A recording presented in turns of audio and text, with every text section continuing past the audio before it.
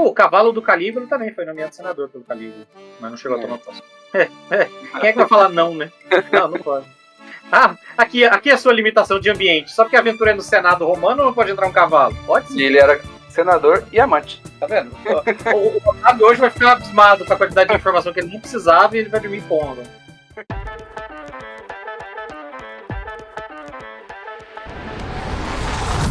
Aqui nós vamos direto no ponto.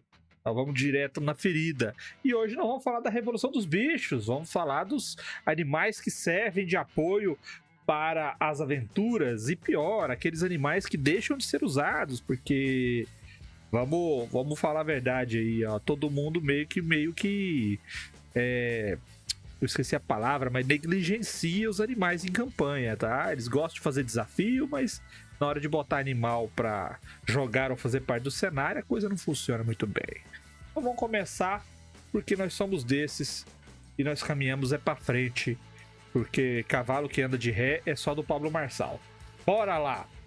É isso. O primeiro assunto, o pet é brabo.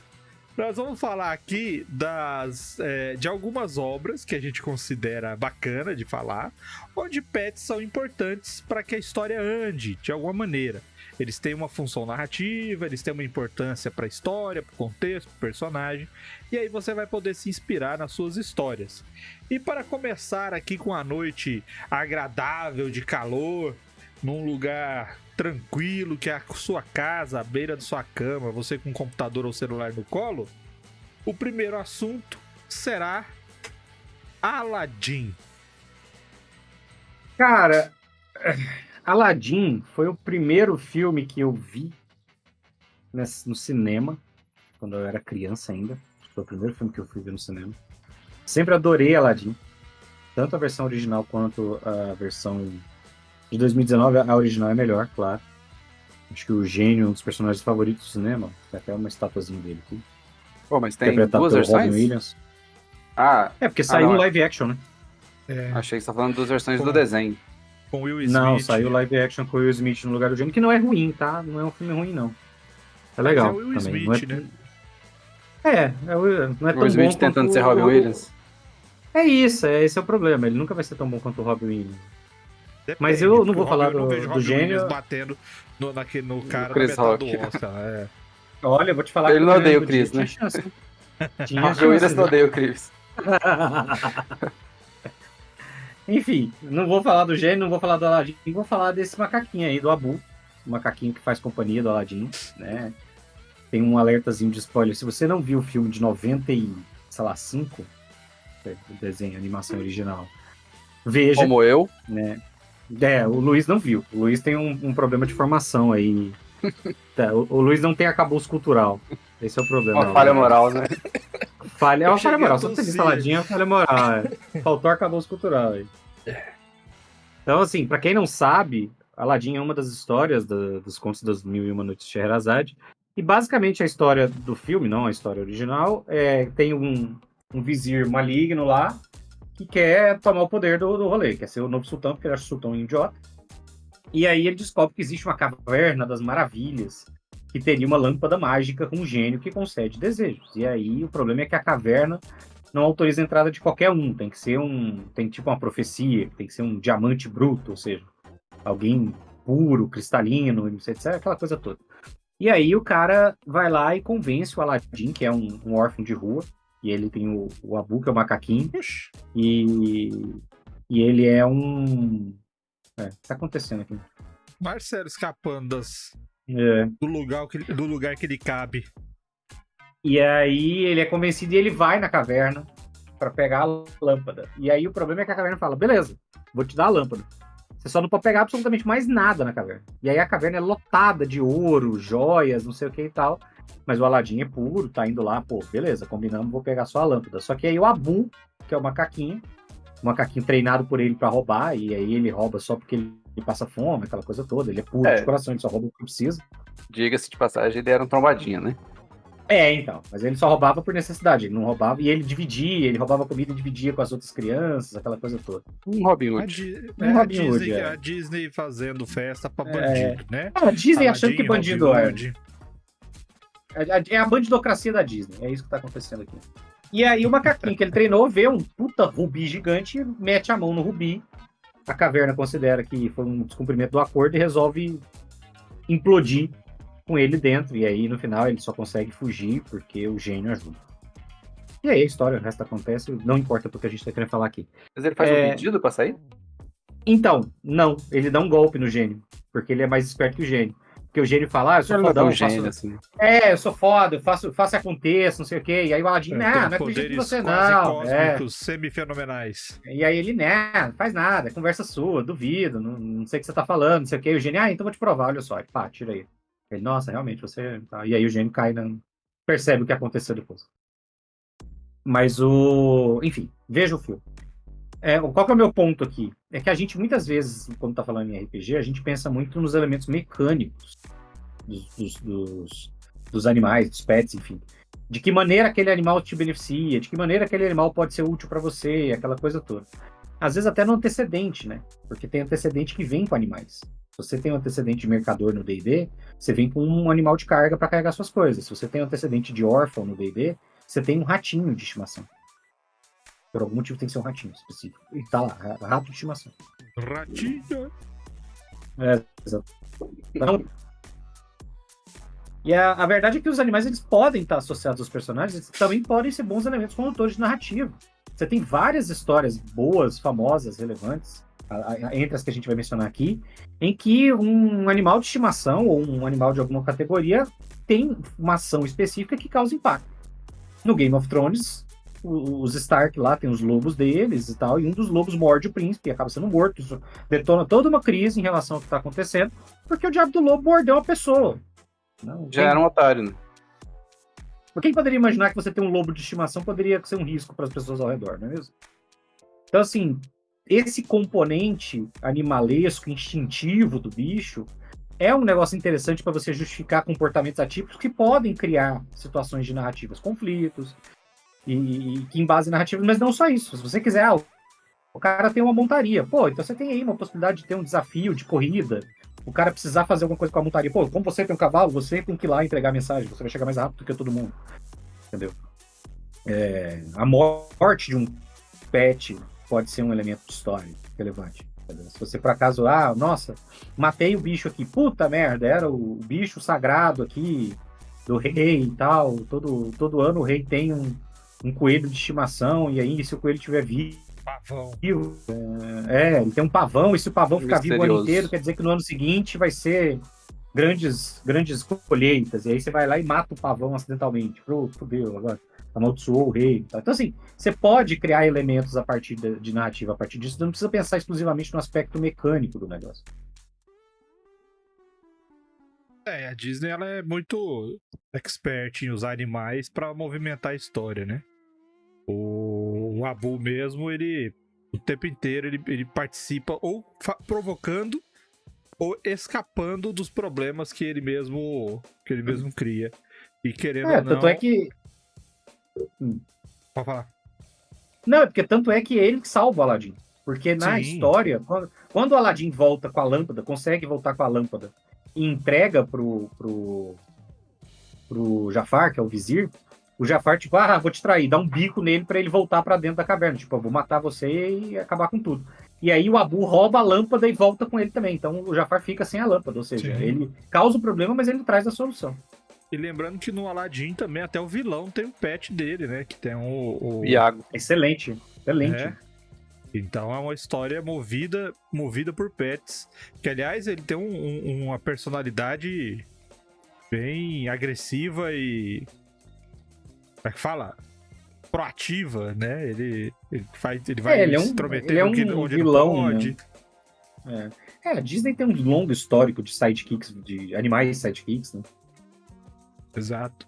E o meu preferido, não é da Disney, mas é o Cruel, que é o gato do Gargamel. Mas aí... O vilão do Inspetor Bugiganga tinha um gato também, você lembra? Ele era só isso que aparecia. A mão dele, né? E a mão do bicho, a mão do vilão, né? Então, era o gato e a mão do vilão, exatamente. Mas essa questão aí, por exemplo, um exemplo específico do Apu. Acaba que ele vira um personagem do mestre pra atingir esse objetivo que você falou aí, né? Porque raramente o jogador vai falar assim, então meu macaco vai lá e rouba, contrariando tudo que a gente tinha combinado, assim, tudo que a caverna combinou. E aí não ficaria uma coisa meio mão do mestre, ou uma coisa meio fora do controle do jogador? Então, é isso que eu acho que tem que ser um elemento. Tem que ser um elemento narrativo, porque é aquilo que eu falo. Depende da forma como você constrói dentro do seu cenário, pelas regras ou pela narrativa, a forma como os animais vão se comportar. Por quê? É um animal. É um animal. Ele pode ser bem treinado, ele pode ser adestrado, mas até o leão mais adestrado do circo, eventualmente pode acontecer de comer a cabeça do domador. Então, eu acho que é interessante você permitir que o jogador tenha um certo controle do animal, se ele for adestrado, treinado, etc., mas que existam momentos em que o instinto do animal também pode ser um fator. E aí eu acho que pode ser interessante, inclusive, como mestre, você fazer isso em momentos que isso não seja crítico. Justamente para você se precaver, do tipo, olha, neste momento, você não falou nada pro seu animal fazer o que ele deveria fazer, seu animal foi lá e mijou no cantinho. Isso não vai ser um problema grande. O rei não ficou tão incomodado assim, achou engraçado, não sei o quê. Mas você tá dando pro jogador a percepção de o seu animal não está 100% sob seu controle. Age sozinho, disso. Né? Exatamente, porque há momentos em que ele vai agir conforme o instinto dele, ou conforme outros fatores. Tipo, não é pra você... Não é pro animal revidar o tapa na cara que ele tomou do cara. Porra, foda-se, já comeu a mão do cara. E agora paciência. Eu acho que é legal você estabelecer um precedente de que o animal tem comportamentos instintivos. Ele não vai sempre se comportar do jeito que o jogador quer. E, de certa forma, manter um padrão, assim, no sentido de, tipo, ele não vai ser agressivo uma hora e da outra hora, do nada, não, né? Uhum. Então, eu falei que ia ser difícil dar muito errado, é porque se o mestre tá fazendo o macaco como o Apu agir de maneira humana para fazer as coisas, para sacanear e tudo mais, com certeza esse vai ser o menor problema do jogador, viu? Porque se ele tá fazendo isso com um macaquinho, você imagina o que ele vai fazer com as dificuldades, com os desafios e tudo mais. Então eu não acredito que seja um fato exclusivo de controlar o animal que pode dar errado. Igual o Marcelo falou, a recomendação né? A recomendação é você não agir com o animal do jogador como o narrador da Caverna do Dragão age com o Uni, né? Ali sim, ali ele pegou o pet e falou, a única função exclusiva desse pet é causar problema. Tudo. É só pra isso que ele serve. Ali sim, ali tá sendo um instrumento narrativo bem pesado, ali é a mão pesada do mestre. Vocês finalmente acham um portal. Não, o Uni prendeu a patinha de novo. Aí você olha, tá lá o Uni cavucando um buraco pra botar a pata. Você fica, porra, bicho, me ajuda. Mas aí é culpa do Bob, que quer sair do mundo fantástico levando uma criatura fantástica. Pô. Mas é uma merda, porque aí o Bob quer ir, aí o Bob não pode ir se o Uni não for, aí o Bob tá a irmã do Bob, a Sheila, a irmã do Bob. Aí ela não vai se o Bob não for, o outro tá apaixonado na Sheila, não vai se a Sheila não for. Merda. Viram toda uma cadeia de problemas causados porque o Uni é burro. Mas o grande lance é se o narrador obedecer ao que se espera da essência do animal. O que eu costumo fazer é o seguinte, o jogador adora botar pet, mas eles esquecem do pet.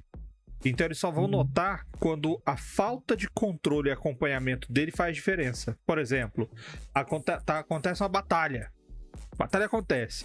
Aí o druida tem um pet, o ladino tem um pet, o guerreiro tem um pet, o clérigo tem um pet. Eles partem pra batalha. Pau quebra. Aí na hora de ir embora, eles só, vamos pegar nossas coisas e vamos embora. Aí lá na frente eles querem mexer com o pet. Que pet? Onde que tá o pet? Os caras, na hora da batalha, vão enfrentar o dragão. Os pets não vão ficar pra enfrentar o dragão. Eles não chamaram, os bichos fogem. É natural do bicho. A não ser que seja um companheiro animal, uma criatura natural, é afetada pelo medo e foge. Aí depois eles voltam pra procurar os bichos. Aí isso é tipo um lembrete. Ou presta atenção, cara, ou larga. Mas a gente vai falar disso mais tarde. A gente também vai falar mais tarde em combate. É isso, Otávio. A gente vai entrar em mais detalhe depois, né? Bom, vamos seguir. Porque nós vamos falar outro exemplo de pet brabo que pode inspirar você. Desenhos dos anos 80. E vai ter pet, viu? Anos 80 tinha muitas coisas peculiares na TV, né? Tipo, uma delas eram desenhos de Hanna-Barbera, por exemplo. E basicamente, não necessariamente eram só de pets, mas de animais em si conscientes, né? Tipo, o próprio Scooby-Doo, ou uma série de animais que eram. Uma série de desenhos que eram só os animais protagonistas, e no mundo onde animais existiam, então. Esses a gente não precisa considerar como pets em si, porque eles não têm meio que um dono, né? Não tem coisa. Tirando o Scooby-Doo, que sim, Scooby-Doo é um pet. Mas uma outra coisa que aconteceu também nessa época foi por parte principalmente da DC, que resolveu criar pets de super-heróis.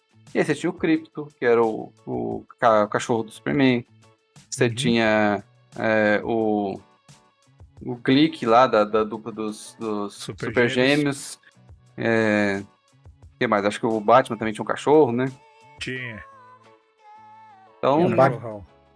praticamente, Aí, praticamente todo mundo tinha um pet que tinha meio que um mimetismo do poder do herói em si, né? O Krypton mesmo, ele voava, acho que tinha todos os poderes do Superman, né? Voava, tinha... Cara, o Crypto não só era muito forte, como ele é muito importante em algumas histórias, velho. Tem alguns arcos, algumas histórias sérias, não é nem só história de zoeira, não. Tem histórias sérias de arcos futuros que eles vão usar o Crypto pra boas coisas.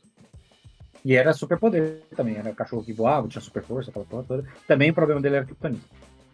E aí uma outra série de desenhos muito legais que existiam, que envolviam pets, eram os desenhos tipo Herculoides. Herculoides é um desenho que gira em torno dos pets. Fantástico. Que aí você tem ali o Igor, que era aquele golem barra macacão. Você tinha, eu não vou lembrar o nome de todo mundo. Você tinha um rinoceronte que cuspia bola de fogo. Você tinha um dragãozinho que soltava uns raios. Você tinha as duas geleias lá, né? Os dois Uzi que Glip e Glop. transformavam em qualquer coisa. E aí você passa pro Homem-Pássaro. Ele tinha o Vingador, café para o Homem-Pássaro. O Space Ghost tinha também, porque o Space Ghost ele era um super-herói que tinha dois sidekicks, né? Era um casal de sidekicks, uma loirinha e um outro moleque que parecia o Robin. E eles tinham um macaco também. Esse eu não vou lembrar o nome desse macaco, mas ele era mais útil que o Glick. Ele Mais efetivamente, útil que os dois sidekick. ele efetivamente fazia coisas. Então foi uma série de Ele desenhos. ficava invisível, não era? Ele ficava invisível também. Eu esse acho que macaco. todos eles faziam isso porque eles tinham o poderzinho do cinto lá, o mesmo poderzinho das manoplas do Space Ghost. Então, isso é meio que um poder barra padrão deles. Mas o Thunder do Bárbaro tinha essa galera. Então, eram desenhos que giravam em torno dos pets, desse poder dos pets. E aí você pode considerar até ali o que tá aparecendo na imagem, que era o Frankenstein Jr., que era uma forma de um pet também, né? Ele era sei lá, um Frankenstein, sabe-se porque lá gigante e sabe-se porque lá também Júnior. E aí ele ajudava um molequinho lá que fazia coisas que na década de 80 fazia sentido na televisão. Mas são bons exemplos de companheiros animais com funções diversas. Acho que o Herculoides é o melhor exemplo, né, na verdade, disso. Porque todos eles tinham funções diferentes no grupo, né? Tinha o dragãozinho que podia voar, além de fazer as coisas dele. O Igor, ele tinha super força, não era super força, ele tinha uma força extraordinária que ele podia usar para outras coisas além de bater. E o rinoceronte tinha meio que um escudo na frente dele, assim. Ele tinha os chifres dele soltavam uns tiros de umas pedras de fogo, mas ele tinha um escudo aqui também na parte do pescoço. Então ele servia também como defesa. Personalidade, né? Cada um tinha a própria personalidade. Então, são bons personagens com funções diversas dentro do desenho animado. Eu gosto muito desses exemplos porque eu fui consumidor desse tipo de desenho, porque eu não gostava muito dos desenhos que eram novos pra época que eu era criança. E nos domingos, todas as programações de todos os canais passavam desenhos animados até começar a programação de domingo em si. E a Bandeirantes é que passava Hanna-Barbera na época, antes dos programas de esporte que tinham e tudo mais. E, cara, era fantástico de assistir, divertido e tudo mais. E o que o Jesus falou aí tem uma lógica muito grande, porque a Hanna-Barbera apostava muito nessas criaturas como protagonistas da história também. Elas não eram só o sidekick, não era só que aparecia aqui e ali, não. Elas tinham função e não tinha desenvolvimento se elas não estivessem ali fazendo parte. E ele ainda botou outros aqui. O Homem Fluido, o Homem Múltiplo tá aqui, ó. Eu esqueci o nome do Que desenho, são só faltou. não eram inacreditáveis, não. Era alguma coisa tipo Os Incríveis. Os Incríveis. É, Era Os Incríveis. Eu fiquei em dúvida por causa Os dos desenhos que saiu Incríveis. depois, né? e só não Eram os viu o Incríveis. Homem Mola. Ah, tá ali atrás o Homem Mola. Então, É, Homem assim. Múltiplo, Homem Fluido e Homem Mola.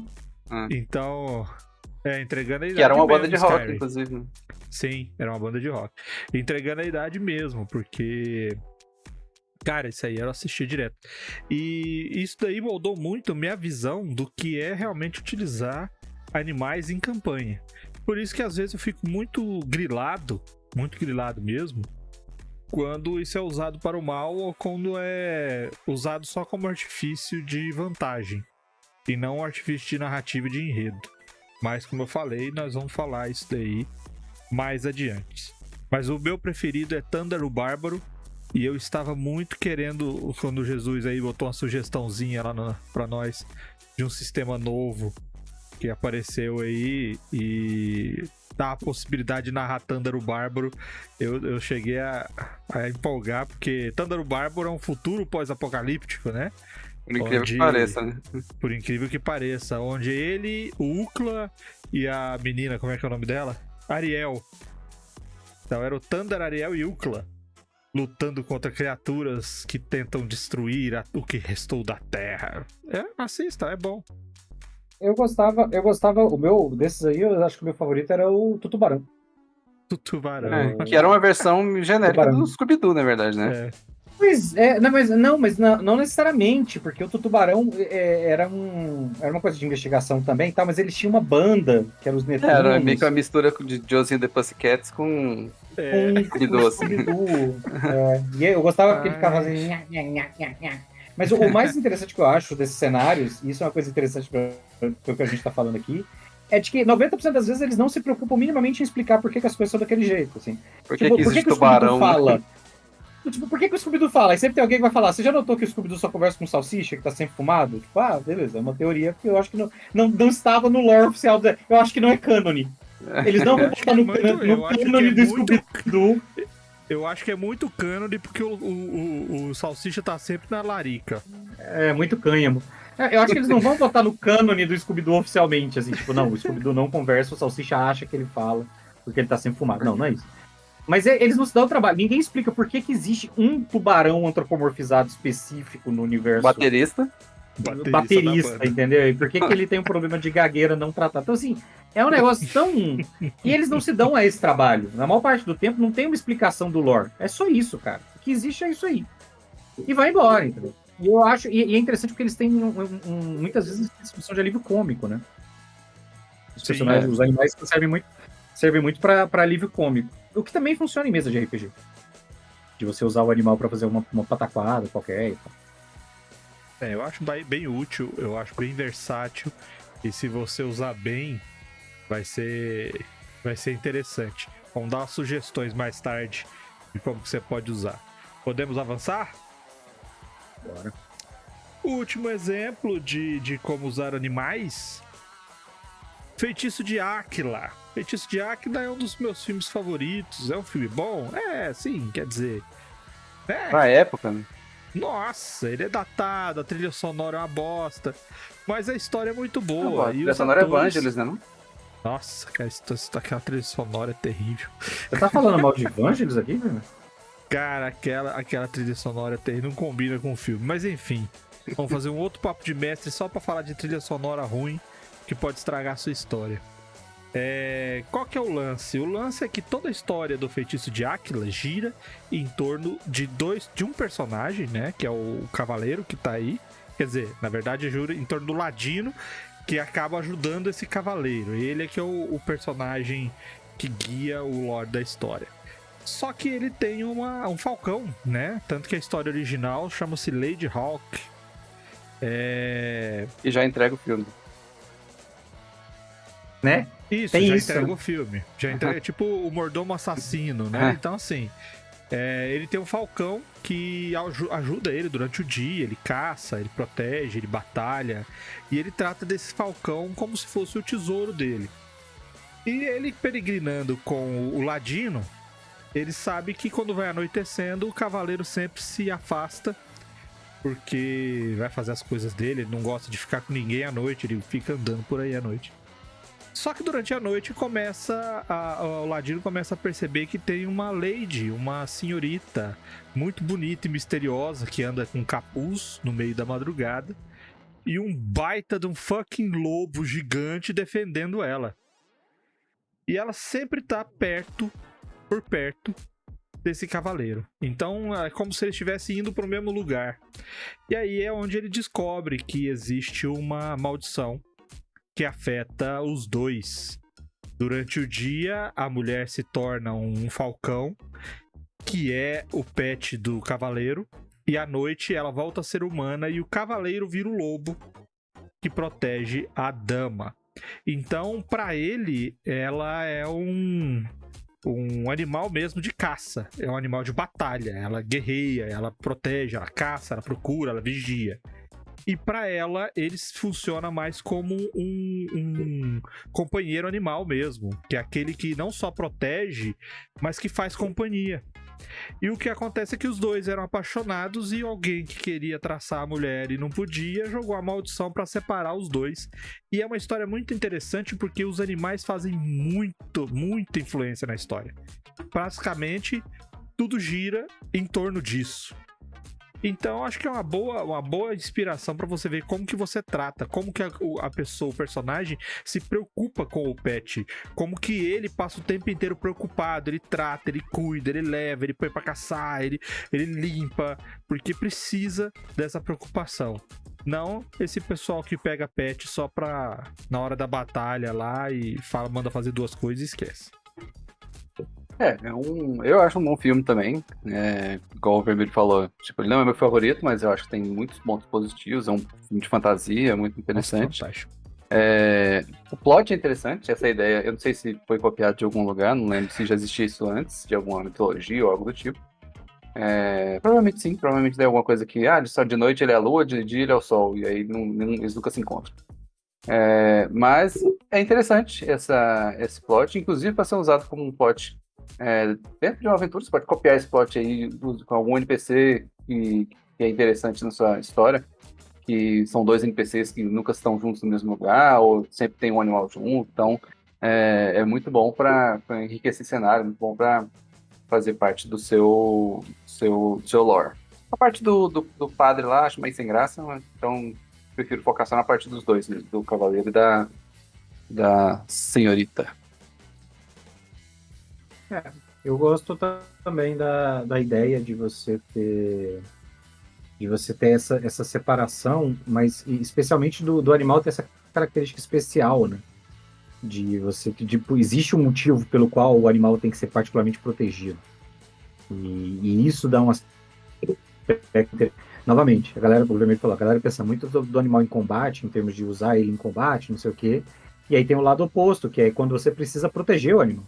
Quando o animal não está ali para te ajudar a se defender, e sim o contrário. Você precisa defender ele quase como se ele fosse uma aparência inofensiva. Tanto é que eu lembro que tem um caçador de lobos que eles mandam atrás, né?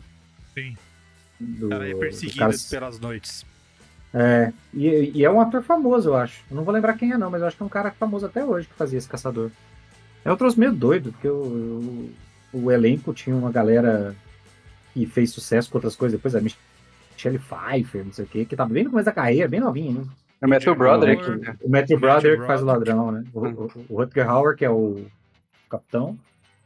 Eu não vou lembrar quem que era o caçador de lobo, não, mas era um cara que depois continuou famoso. Mas é um filme bom, assim, é datado, né? Datadinho. Datado, essa é a palavra.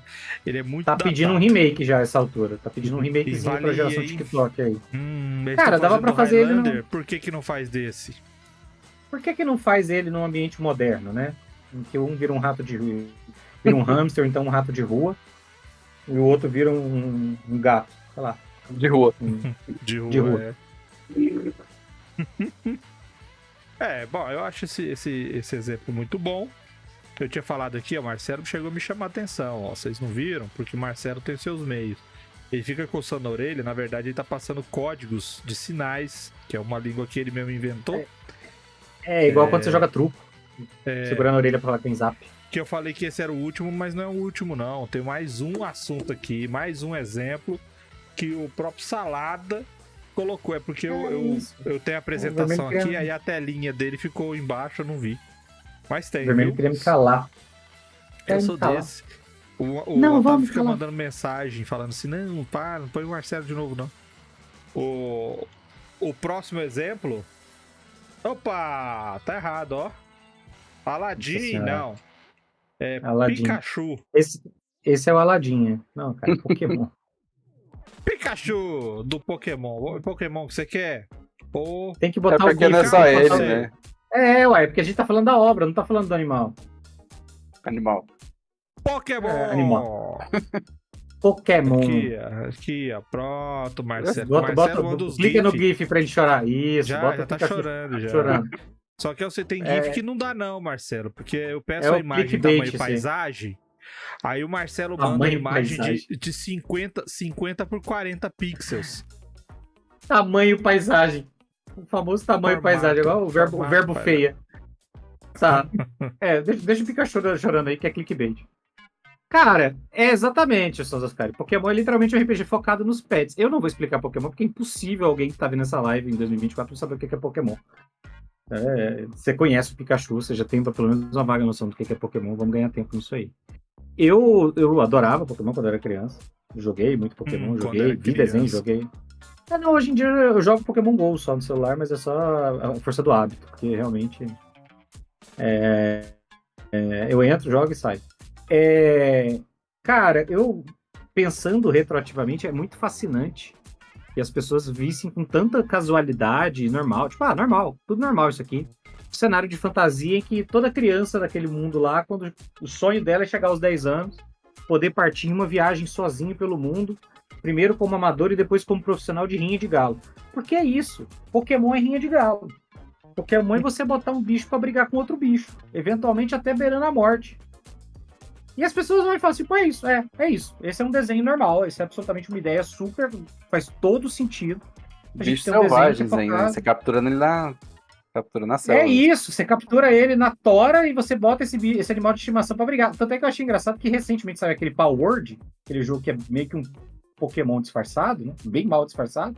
E aí os vídeos que a galera tava fazendo zoando era justamente isso, que é os caras pegando lá, captura o bicho selvagem e bota ele pra costurar a roupa dele, limpar a casa. Né?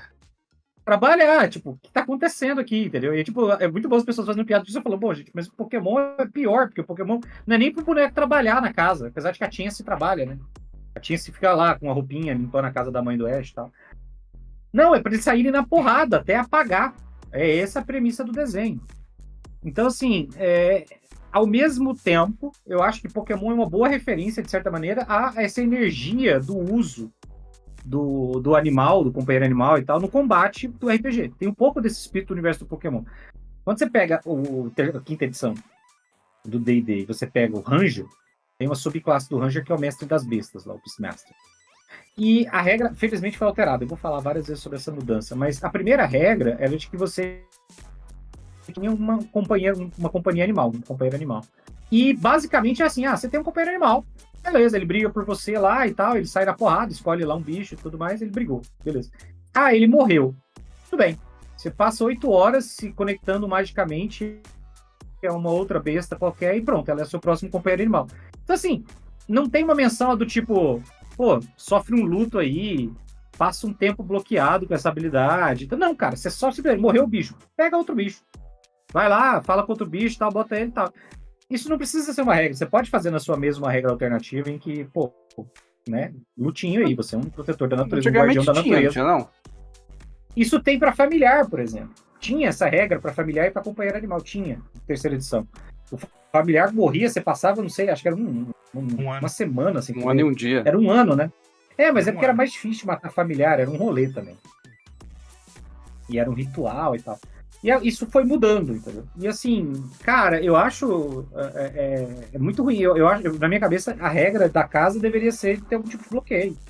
Porque senão fica realmente, tipo, o cara que tá com a função de proteger a natureza simplesmente tá recrutando animais, jogando num moedor de carne, assim, tipo. Usar como bucha, né? É isso, entendeu? Vem cá, urso, vamos lutar comigo, assim. Cara, em algum momento os ursos vão ter que olhar e falar, brother, não vai não. Todo mundo foi com esse cara não voltou. semana sim, semana não, ele aparece aqui perguntando se mais alguém quer viajar com ele, tem alguma coisa errada. Então eu acho que assim, esse é um aspecto, entendeu? E o outro ponto que é interessante do Pokémon, e aí esse sim eu acho que dá pra aproveitar legal, é que o nível de inteligência que os Pokémons têm é muito diferenciado. Ah, beleza, só tem um Pokémon que fala a língua dos humanos. Mas todos eles entendem. Porque o Ash fala assim, Blastoise, faça não sei o que lá. E o Blastoise entende. Faça chover, mire o seu tanque no fio de energia. Pra dar um choque no outro lá. E o Blastoise sabe o que é um fio de energia.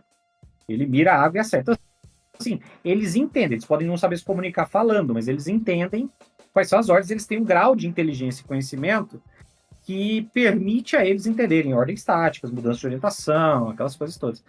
E eu acho que no RPG, isso é um bom modelo no sentido de que tem que ter um certo grau de descrença, né? Uma suspensão de descrença em relação à capacidade intelectual dos bichos. Se você for muito secão, muito usando o animal do mundo real como referência, você vai ter o mesmo problema de quem quer usar física para discutir funcionamento de magia. Não é para ser assim, não funciona assim. Você está falando de um mundo mágico em que esse animal foi magicamente atraído para andar do seu lado, ou se convenceu a andar do seu lado porque você deu para ele 2 pedaços de carne. Então eu acho que é bom o mestre fazer um balanceamento, dar algum grau de concessão para o jogador que tenha um companheiro animal, que vai usar um animal nesse sentido, para ele conseguir explicar o animal, alguma coisa, o animal entender, fazer algumas tarefas mais complexas, mas tem que ser um caminho do meio. Porque senão, dali a pouco, você abre um espaço, tipo assim, não, você não quero fazer o rato do mundo real, que o máximo que ele consegue aprender é não apertar um botão para tomar choque. Mas se você não toma cuidado, daqui a pouco o jogador tá querendo que o rato dele seja o Ratatouille. Tipo, faz coisa pra gente, né? Não, eu tenho esse rato aqui que é claramente um chefe de restaurante Michelin 3 estrelas. Tem que ser um caminho do meio. O bicho tem que ter aquilo que eu sugeri no começo. Ele tem que ter um grau de inteligência, ser razoavelmente adestrado, conseguir fazer o que mandam para ele, mas ele manter um nível discricionário do mestre de instinto de atuação animalesca. Né? Aqui na nossa mesa presencial tem uma piada interna, porque o Bruninho tem um ladino e ele tem um lince, né? Tipo um gato maiorzão assim. E ele vai pra todo lado, ele usa bastante, sempre tá junto, dá ordem, faz teste de como é que fala? Atléticos. Atléticos com o bicho lá, é o teste de adestramento. Faz o tempo inteiro, tem que dar ordem e tudo mais. Mas o bicho já é treinado, então é muito fácil, mas sim, lógico, né? De vez em quando um teste rola. E ele, de vez em quando, ele dá umas ordens pro bicho que gerou essa piada interna, que ele chega e fala assim, ele chama Fumaça, o lince dele, fala assim, Fumaça, vá atrás do personagem do Líbio e traga ele aqui. Aí o Fumaça faz assim, miau, tipo, é o quê? Como é que eu vou fazer isso? Ele não tem a consciência de que ordem é essa, de vai até procura o fulano e traz ele aqui. Então é o tal do miau. Tipo, o que tá acontecendo? Então, quando geralmente a situação acontece e o pessoal fica confuso, eles fazem igual o gato Fumaça. Por quê? Porque esses bichos têm inteligência 2, 3, cara. Esses bichos, eles não têm capacidade de fazer igual o Pikachu, de dar o choque do trovão, depois correr pra não sei onde e trazer ajuda, assim, não dá. São coisas bem, bem simples mesmo. Não sei que igual o Marcelo falou, né? Porque isso daí que por mais que não seja o cânone nem o lore, mas eu imagino que seja treinamento, né? Assim como você faz com animais domésticos, em casa mesmo, tipo cachorros, coisa assim, você treina ele para algumas linhas de comando, né? E aí, no caso, isso é uma coisa que tem que ser feita previamente, não dá pra você... Sim, dá uma ordem. Tipo, vai lá e toca a campainha e sai correndo. Dá um recado pra alguém. Tanto que tem uma outra história que eu narrava, que o pessoal já era de mais nível, né? E o Bruninho ele era mago, e o familiar dele era um gato preto. E já tava naquele nível muito alto, onde o familiar pet, já usava com autonomia as magias do mago. Que tinha muito isso na terceira edição e tem no Eras. Então ele vira pro gato dele e fala assim, eu preciso que você encontre fulano e fale tal coisa pra ele. Aí o gato tacava um teleporte, meu amigo, magia de 7º círculo, ia lá e voltava com outro teleporte, gastando a magia do mago. E o Bruninho falava assim, não, cara, faz isso? Véi, é um gato, Não, cara. Você quer, não, gato burro! você Né? quer que o gato vai andar 3 km pra achar o troço lá? Não, meu Sendo amigo, que ele vai de sabe teleporte isso. e volta. Ele sabe se mover mais rápido, né? Ué, por que o gato vai... Eu sou a favor da regra do Vingador Café pro Homem-Pássaro, nesse caso. Que é aquilo, cara, o Vingador, o Vingador, ele consegue apertar o botão. O recomendado é você não colocar o botão que aperta pra fazer café. A recomendação é não coloca o botão que usa a arma nuclear do lado do botão. É, que Ele é um autodestruição. fucking pássaro. É, o de autodestruição. Ele é um pássaro. Pode acontecer dele entender errado, ele confundir o botão, sei lá. Você Ou fala pra ele ele tem apertar uma o botão... destreza suficiente no sentido de, ó, vou usar o dedo do indicador da minha garra pra poder apertar um botão. Entendeu? É, Ou então sabe aquela o que coisa que eu do tipo lembro? assim, manda o gato pegar lá a chave vermelha. O gato não Isso. tem cor, cara. O que eu lembro é o do Máscara, mandando o Milo. O Ip que está na cadeira, manda o Milo pegar a chave e ele traz o queijo, porque é o Ele key traz e o tudo, ele traz cheese. umas seis coisas diferentes, até que ele traz a chave. Ele começa confundindo, né? O key com o cheese. Aí ele. É porque, cara, como é que você vai ensinar o. Né? É muito legal. Máscara, faz tempo, cara. Assisti o Filho do Máscara. Não, isso eu nunca vi. Nossa, não assista, cara. Eu perdeu uma assisti 5 aposta? minutos. Eu assisti 5 minutos. 5 minutos. Deus me livre. Bora seguir. Bora seguir, porque agora nós vamos falar do seguinte. Nós vamos falar que pet é bom, mas é ruim. Qual que é a ideia aqui? Aqui nós vamos falar de algumas coisinhas que acontecem quando se tem pet nas histórias e que não é legal, que dá trabalho, que é ruim, que fica paia, que é, né? Vocês entenderam. E pra falar a verdade, tem muita coisa que envolve pet na história que é negativo, tá? E talvez seja esse um dos intuitos que a gente tem aqui, que é talvez você evitar esses problemas que a gente fica falando aqui pra sua história ficar melhor. Pra você não ter essas experiências ruins, que eu tenho certeza que Baal, Salada e eu, nós já tivemos demais. Quando chegar a minha hora aqui, eu vou falar de um exemplo que, meu Deus do céu. Bora lá. Dói até hoje. Dói até hoje.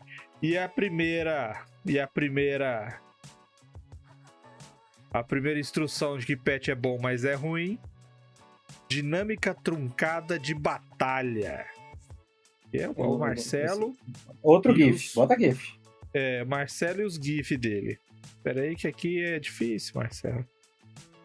É problema de BIOS, né? O problema do GIF, né, cara? Que isso, cara? Então, eu já mencionei antes essa história. Você pensa na seguinte cena. Você tá lá, o seu grupo de 3 personagens de nível 5. Você vai fazer um encontro tranquilinho pra eles. Vai botar um Bugbear, uns 4 Goblins lá e tal. Só pra dar uma gracinha. Só aí você tem 8 criaturas na luta, né? Aí um dos personagens é um druida. Aí o druida fala, beleza, eu vou usar conjurar animais. E pá, ele mete 8 lobos mágicos na luta. Pronto, agora tem 16 criaturas em campo. Isso é uma magia de 3º nível. E aí, meu amigo, você que se vire para administrar essa luta com 16 criaturas. Porque o cara vai, porque o lobo passa. Agora, você não tem como o diabo do Goblin andar sem tomar um ataque de oportunidade do lobo. Não tem como o Bugbear, entendeu? Tipo assim, trunca. Qualquer luta, a gente que joga D&D sabe, quanto mais gente tiver numa batalha, mais longa ela é, mais demorada ela é. Porque é mais motivo, mais coisa para você analisar. Você vai usar magia de área, qual é o melhor ponto para usar magia? Eu vou movimentar, eu corrijo tomar ataque de oportunidade. Eu vou dar ataque de oportunidade agora, eu vou dar ataque de oportunidade agora. Todos esses fatores que você tem que estar analisando o tempo todo passam a ser ampliados pelo número de criaturas que entrou. Então, assim, conjurar animais é um exemplo cabal disso, extremado, porque, na verdade, você não precisa conjurar 8, né? Tô falando 8 lobos, mas você pode, com a mesma magia, você pode conjurar 2 tigres. Você pode conjurar 1 rinoceronte, você pode conjurar 1 bicho só. E aí ele vai servir de companheiro animal até o final daquela magia. Então, assim, tem essa questão que eu já enfrentei, eu já tive que lidar na mesa com uma druida que fazia isso. Do nada, no meio da luta, ela, pronto, eu vou usar essa magia como de 7º nível e agora eu tenho 16 macacos jogando coisa. Você fala, por que de caralhos tem 16 macacos em campo? Porque agora ela tá rolando 16 ataques que dão um D6 mais alguma coisa de dano. Não é nada, não é nada? Se ela acertar 5 ataques desses, porque o macaco não bate tão forte, mas ela tá rolando 16 vezes, ela tá dando 5d6 mais 5 de dano num turno. Então existe uma lógica pelo qual essa magia existe e ela pode ser forte. Só que isso fode com o esquema de batalha. E aí eu tô falando, isso é uma magia que numa luta específica pode fazer isso. Se você tiver um mago com um familiar, um ranger com um companheiro animal e o druida que fizer isso, a cena, é essa cena do GIF. É a Branca de Neve com 16 bichos diferentes atacando no rolê e toda hora você tem que focar administrando a iniciativa. Como é que funciona? Cada bicho tem uma iniciativa própria, vai botar todo mundo na mesma iniciativa. Ah, não, e o quarto personagem é o paladino que tá na montaria dele. Ele vai descer da montaria, porque a montaria pode atacar sozinho. A montaria bate enquanto ele bate separado. Agora ele vai montar na montaria, volta a iniciativa para igual. Pelo amor de Jesus Cristo. Então, assim, companheiro animal, familiar, todos esses bichos, é mais um personagem na mesa. É mais um personagem na mesa. Se eu tenho uma mesa com 4 jogadores, que é um tamanho que eu considero ideal para jogar uma mesa de RPG, tá ótimo. Se de repente essa mesa vira 7, porque cada um tem um bicho diferente, são 7 pessoas. É a mesma coisa que eu ter 7 personagens rolando. A diferença é que não tem que rolar RP o tempo todo. Mas na hora da mecânica, na hora do combate, todos eles vão ter que rolar, nem que seja pra virar alvo. Nem que seja pra esquivar de ataque e tal. Então, assim, tem que ter uma consciência de que é mais coisa pra levar em conta. Pra fazer análise, especialmente tática em termos de combate. E isso vai atrasar, isso vai demorar, isso vai fazer o seu combate ficar longo. Se tem 16 criaturas rolando e você não está controlando metade delas com o seu druido, o downtime é maior. Você vai esperar mais tempo pra jogar de novo. A gente falou disso quando a gente tava falando sobre magias quebradas, e aí a gente falou que normalmente magias de invocação, né?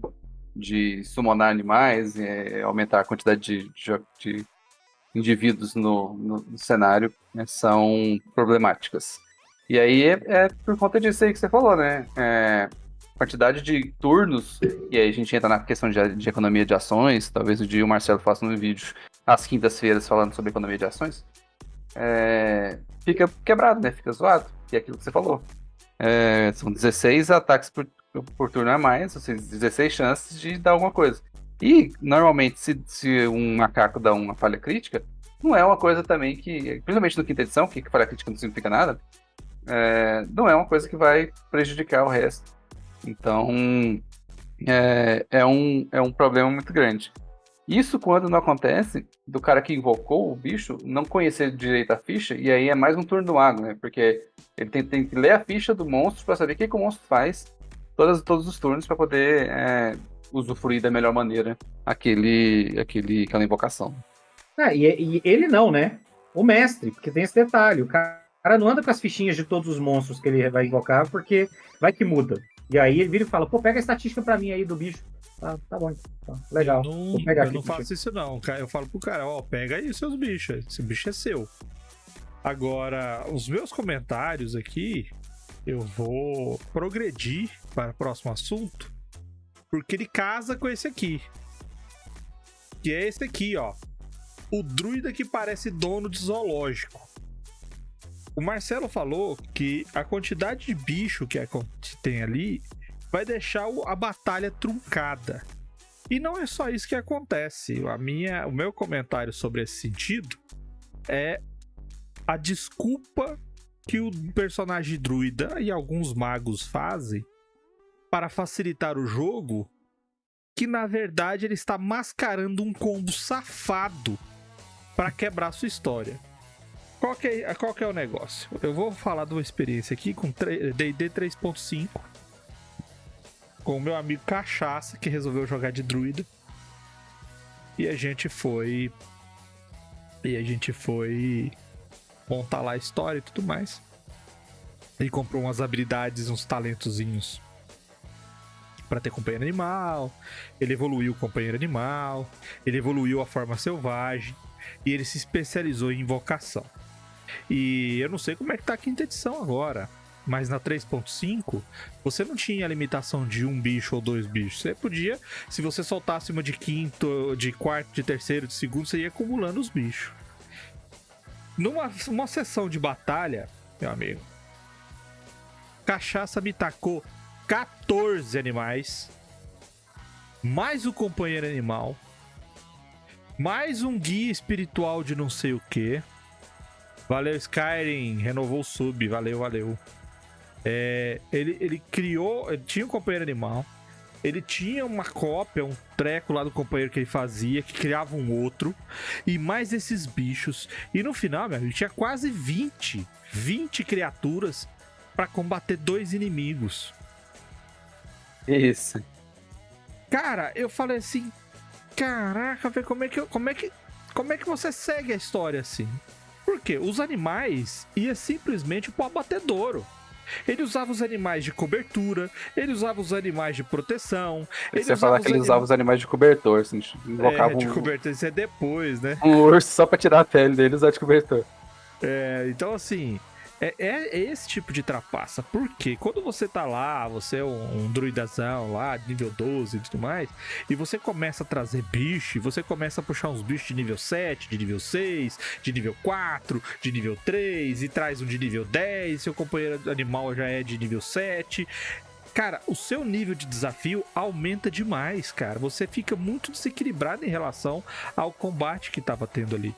E isso aí é aquele combinho maroto que você não precisa nem lutar. O personagem druida não lutava, os bichos faziam tudo por ele, e a única coisa que ele fazia era que quando o inimigo tentava escapar, ele tinha os artifícios de algumas magias que não deixava ele fugir. Então, cara, um grilo que eu tenho é com o druida de zoológico, o druida invocador, que tá lá só pra bagunçar a mesa e ficar à toa, porque ele tem uma gangue de guaxinim com ele, igual você tá vendo aí, pronta pra trazer a comida pra ele, não precisa fazer nada, ele fica só na sombra e água fresca, enquanto os bichos fazem tudo por ele. Isso daí entra naquilo que o Marcelo falou, porque o druida, quando ele invoca o animal, ele não tira do nada o animal. O animal é um animal selvagem que estava lá na natureza e foi chamado pelas forças primais que o druida evocou. E aí, ele tem também uma obrigação moral com aquelas criaturas. Afinal das contas, ele é um defensor dos animais. Então ele não pode fazer isso de, não, vou chamar um lobo só pra ele entrar na frente dessa fireball aqui rapidão, enquanto eu sigo minha história. Não pode chamar os bichos só pra serem bucha pra ele. E aí é um problema, talvez, inerente do D&D, que, pelo menos que eu acredito, que não existe uma bússola moral para druida tal qual existe para clérigo. Clérigo e paladino vai fazendo as coisas fora do alinhamento do deus dele, ele vai sendo punido, né? Vai perdendo ali os poderes dele e tudo mais. E pra druida, se não me engano, não tem muito isso. Não tem um negócio tipo assim, não, ele jogou chiclete no chão. Tipo, não, perdeu um poder por esse dia e tal. Eu acho que deveria ser uma coisa mais implementada, nem que seja homemade. Você pode, como narrador, fazer esse tipo de coisa, né? O paladino e o clérigo você pode colocar no druida. Especialmente se o cara toma alguma atitude que causa, sei lá, o cara joga uma magia de fogo na floresta, causa incêndio e tal. Eu tenho pra mim que eles, justamente por causa disso, porque é uma coisa que atrapalha o lore, né? Atrapalha você olhar pro druida, pro ranger, quem quer que seja, simplesmente jogando um monte de bicho de bucha de canhão. Eu acho que por isso eles fizeram alguns ajustes nos sistemas para isso. Porque aquilo que eu falei, o ranger chamava o companheiro animal dele, e aí morria, ele pegava outro. E aí, e o bicho era fraco também, tinha isso. Os bichos eram sempre muito fracos. Não valia a pena jogar de Beastmaster, mecanicamente falando. Você ficava muito mais fraco do que qualquer outro personagem. E aí, o cara tem o que ele chama de Primal, que é basicamente você, na verdade, não está usando um bicho. Você está conjurando um espírito da floresta que assume a forma daquele bicho. E aí, tudo bem. Aí é só assim, é o espírito da floresta. Quando o espírito da floresta morre, ele não morre, ele só volta para a floresta. Ele só é libertado. Então, assim, é um grande pacto em, já que você está ajudando a floresta te ajuda de volta. Isso eu acho que resolve bem a situação. Então, assim, você conjura uma energia da floresta que assume a forma daquele animal especificamente. Isso facilita tremendamente, inclusive, porque aí você escolhe a forma, é uma besta da terra que vai ser elefante, por exemplo. Aí vai ser um elefante fraquinho, mas ele tem um formato de elefante. Você escolhe meio que o formato ali e leva isso em conta. Eu acho que isso resolve um pouco. Mas eu concordo com o vermelho. Se você não toma cuidado, dependendo da forma como o cara faz isso, existem classes específicas que mexem com isso. O druida do quinta edição tem um círculo que é o círculo do pastor, que é bem focado nisso, de você usar criaturas para lutar e tal. Fica realmente parecendo que você é só um explorador da floresta. Você não está preocupado com a integridade dela. Você não tá minimamente preocupado em proteger os animais que estão te ajudando nesse processo. E aí faz pouco sentido dentro do lore. No Eras, o druida carece da mesma obrigação dos clérigos e paladinos. Ele também tem os pecados que podem lhe tirar os poderes que lhe foram concedidos pelos espíritos. Ou seja, o cara começa a cortar árvore pra fazer fogueira. Ah, pode pegar essa árvore aqui mesmo, vamos fazer a fogueira dela aqui, ó. Aí ele fala assim, os espirituários falam assim, olha só. Aí ele evoca 150 coelhos pra parar uma bola de fogo. Aí os espirituários falam assim, olha o cara aí.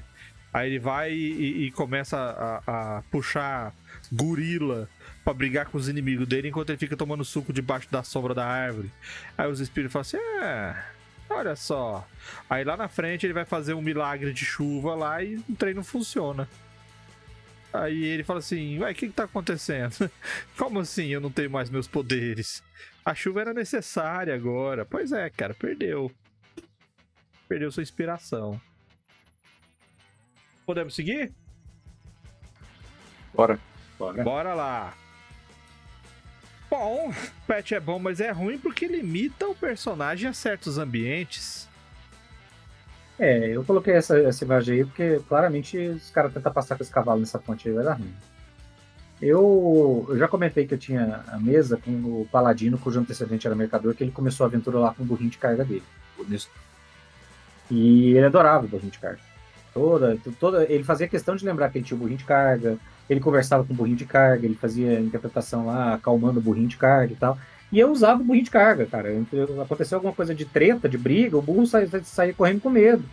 E tem que ir atrás do Nestor, sabe onde é que o Nestor tá, não sei o quê. E tentam roubar o Nestor porque ele carrega as coisas do. Então, assim, você usa. Só que chegou num ponto, sei lá, durante 15 sessões ele conseguiu fazer isso, mas chegou num ponto que não dava. Porque chega uma hora que você fala, beleza, vocês vão entrar na dungeon. A dungeon é dentro da montanha. É perigoso lá dentro, é perigoso do lado de fora. Você não pode deixar o burro amarrado lá de fora. Você vai voltar, vai estar só a cordinha, igual o bode do Jurassic Park. Vai estar só a cordinha, onde estava amarrado o bicho. Você vai entrar com ele? Você vai entrar com o burro na dungeon? Ele não luta. Ele é um burrinho de carga. Você vai fazer o quê? Você vai entrar com ele? Vai deixar ele do lado de fora? Vai entrar com ele, mas vai deixar ele num cantinho. Esse é um problema. Chega um ponto que vira mais problema do que qualquer coisa. E aí, a verdade é que existem vários ambientes e momentos das aventuras das campanhas em que ter a companhia animal vira um problema para os dois lados, para o narrador e para o jogador. Porque a companhia animal é muito importante para um ranger mestre das bestas, mas ele não vai conseguir convencer os guardas do castelo a deixarem ele entrar para audiência com o rei com o tigre dele que tá fedendo a sangue de goblin que eles mataram. Não tem por que o rei concordar com isso. Tipo, não, o tigre é de confiança. Meu brother é um tigre. Eu não vou deixar você entrar. É mais ou menos como deixar entrar armado na audiência. Não vou deixar. Você vai ficar com o tigre do lado de fora. É confiável esse tigre do lado de fora? Ele não vai morder ninguém? Se alguém mexer com ele, ele não vai dar uma de sanguinolento, entendeu? Não pode entrar no castelo. Então não entra. Beleza, então pronto. Você já restringiu o jogador, o personagem já não vai poder participar daquela interação. Então assim, como é que você faz se você tá dentro de uma dungeon, lá com o seu urso companheiro de animal, e pô, chega num lugar que a gente para passar agora, é o dungeon de goblin, a gente só consegue passar por dentro desse buraco que eles andam aqui, que só cabe uma criatura pequena, o urso é grande, o urso não tem como passar. O que você faz? Você deixa o urso sozinho aqui? Você corre o risco dos goblins voltarem na emboscada? Então assim, isso cria elementos de narrativa que podem parecer interessantes, mas que na prática às vezes são só um obstáculo que não avança na narrativa.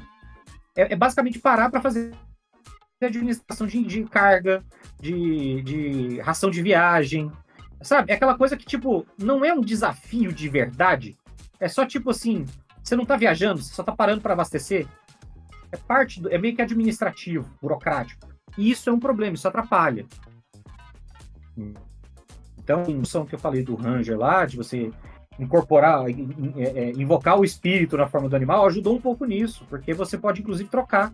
A gente tá indo pra montanha e o meu espírito animal era um bicho que não vai se dar bem na montanha. Ou um bicho que a gente vai ter que viajar pro mar agora e vai ser difícil o urso tá no barco. Pronto, então desfaz o urso e invoca ele como um tubarão. Pronto, agora a gente tem meu bicho, meu espírito animal é um tubarão, agora ele vai junto. Resolve. Facilita, pô. O pior ainda é quando você faz o personagem focado em situações de montaria, por exemplo. Eu já fiz um paladino uma vez que ele era todo focado no uso da montaria dele. Com os bônus de ataque de combate montado, microcarga, e X, Y, Z. E aí a primeira aventura era entrar na caverna. Aí, o que eu ia fazer? Não sabia fazer nada fora de em cima de um cavalo, né? A única coisa que eu conseguia lutar era em cima de um cavalo. Então, isso realmente é problemático, porque faz sentido, dependendo da história, você ter um personagem assim. Uma história de cavalaria, uma história que normalmente vai ser restrita, e acho que faltou também da minha parte conversar com o mestre pra saber o que ia acontecer na história, né? Tipo, vai que é igual o Marcelo falou, eu faço um boneco todo focado em montar cavalo e uma aventura de piratas, assim, a gente vai andar no navio, vai ficar igual o 302 lá, né? 300 Esparta 2, que o cara sai cavalgando em cima dos navios, dos barcos lá. Então, esse também é um problema que pode acontecer se faltar aí uma certa comunicação entre o que se espera da aventura, né? Eu vejo o seguinte. As limitações que o animal dá pro personagem, elas podem ser drásticas ou não. Porque elas são... Se o mestre for bom e souber usar bem esse recurso de animais, a limitação que o animal dá para o personagem seria a mesma que um outro personagem daria. Isso se o narrador souber dosar. Se não, você tem um sério problema de continuidade. Que você não consegue setorizar, não consegue planejar o seu recurso. É mais ou menos assim. Se o narrador consegue desenvolver bem a história, para que tudo sirva de elemento narrativo e tudo seja coerente, ele não vai criar o tempo inteiro locais onde um cavaleiro não possa usar o cavalo, porque é a mesma coisa que eu vou criar uma história do rei Arthur que se passa no Egito dentro de catacumbas, quer dizer, não combina, não vai para frente. Então o mestre, o narrador, vai criar histórias onde aquilo seja utilizado. Lógico, pode ser que de vez em quando uma coisa ou outra aconteça, mas aí seria como se um outro personagem não pudesse. Mais ou menos assim. Nós temos um Halfling, nós temos 2 humanos, um elfo e um meio-orc de tamanho maior, que ele é grande, ele é maior que todo mundo. Só que pra sair lá da treta dos goblins tem que passar num buraquinho. O Halfling passa, o humano passa, o elfo passa, mas o meio-orc não passa. Vamos ter Então, que picotar assim, o meio-orc. Vão ter que picotar o meu ou deixar ele pra trás. Então isso não acontece. Então se a história tiver um bom conteúdo, uma boa narrativa, os elementos bem desenvolvidos, o cavalo não poder entrar numa caverna, ele vai ser um problema menor, porque os próprios personagens têm condições de fazer isso funcionar. Não o cavalo entrar na caverna, mas o cavalo ficar de fora em um local seguro. Existe uma possibilidade, existe como fazer.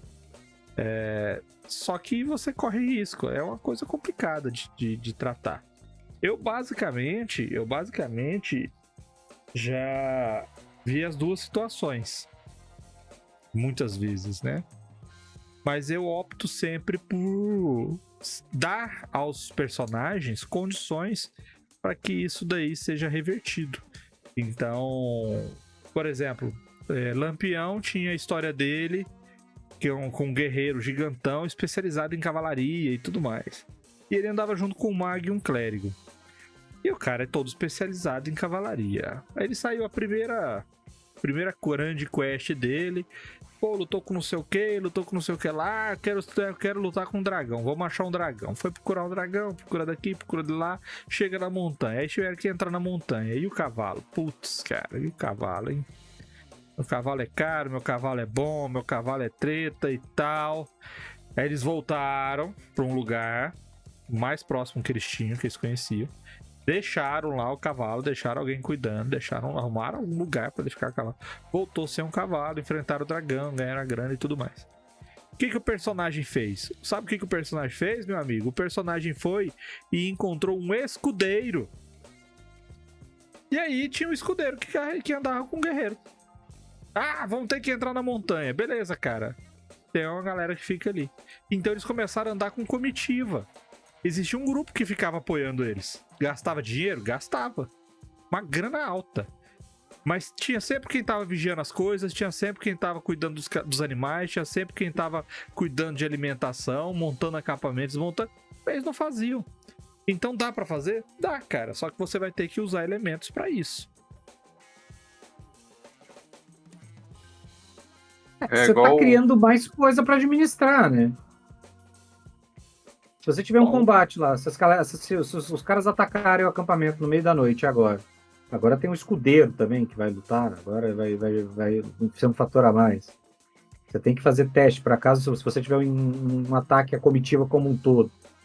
Os caras vão fugir Precisa. correndo, vai alguém atrás. Normalmente não, dá existe pra maneira de você fazer. economizar isso daí. Dá para fazer, eu só tô falando é mais um complicador que você cria. Entendeu? É um complicador que você tem que ter ciência de que você tá criando. Você pode Como fazer eu o cálculo falei. de que vale a pena. Como eu falei, desde que você monte a história de maneira equilibrada e que você tenha recurso. Naquela situação, era melhor você ter um escudeiro em um acampamento do que você ficar entrando nos negócios a pé porque você não tem um cavalo. Então você tem que julgar o quanto isso daí vai ser suficiente para sua aventura. O quanto que você vai deixar de desenvolver certas coisas porque você tá com dó de deixar um bicho do lado de fora da caverna. Podemos seguir? Bora. O próximo é... Só lembro do bicho quando ele é útil. O primeiro começou a comentar sobre isso, sobre o fato de nunca utilizarem, a não ser quando tá numa situação extrema, mas o restante do tempo em que o bicho estaria acompanhando, ele não é levado em consideração. Vamos atravessar aquele rio.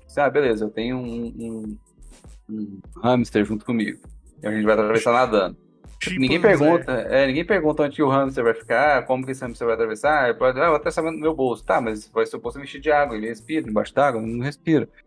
Então, uma série de situações em que você tem que se preocupar com um bicho a mais, que era o que a gente estava falando no tópico anterior ali, de tem que entrar na caverna, tem que atravessar uma montanha, tem que fazer X coisas. E tudo isso, muitas vezes, se não for prestado atenção, fica esquecido. O próprio mestre esquece de colocar, tipo, você tem esse limitador aqui, ele é um benefício em série de momentos, mas nesse exato momento, nessa situação, ele é um obstáculo, né? Um dificultante ali para você conseguir ultrapassar esse rio, por exemplo. Então, eu até coloquei o Minsk aí, com o Bu, porque, pelo menos no Baldur's Gate 3, você quase nunca usa ele. Ele existe, mas o Minsk tá lá, você faz todas as coisas, ele serve mais como um alívio cômico, como o Marcelo falou do Hanna-Barbera. Ele serve pro Minsk conversar com ele. E aí o Minsk, na verdade, sempre é o que tem... O Minsk não, o Bu, né? O Minsk conversar com o Bu. E o Bu é o que sempre tem as ideias inteligentes, porque o Minsk é um burrão, sabe? Então, ele acaba com essa questão no... Ordem do Palito, eles também abordam isso, acho que logo no início, das primeiras tirinhas lá, que o mago tem um familiar. Ele nunca usa aquele familiar, que é o corvo. Aí, em vez em quando, tipo, nossa, vão precisar de X coisa. Ele, Aí ele vai, tipo, invoca o familiar dele, aparece o corvo, assim, e ele usa por algum motivo. Mas todo o decorrer da história é irrelevante onde esse familiar tá, é irrelevante onde esse pet dele tá. Então, é uma coisa que precisa ser muito prestada atenção, de quando que você vai, quando que esse bicho vai ser um bônus para você e quando ele vai ser um ônus. E em determinados momentos, o mestre pode utilizar ele como uma forma de dificultar o seu progresso por conta do pet que você tem. Interessante isso daí. Quando eu falei que o Bruninho tinha um mago poderoso que tinha um gato, que era o pet, teve uma aventura em que o Líbio também era um mago. E que ele tinha também um familiar que era uma coruja. E ele tinha um cajado que era o apoio da coruja.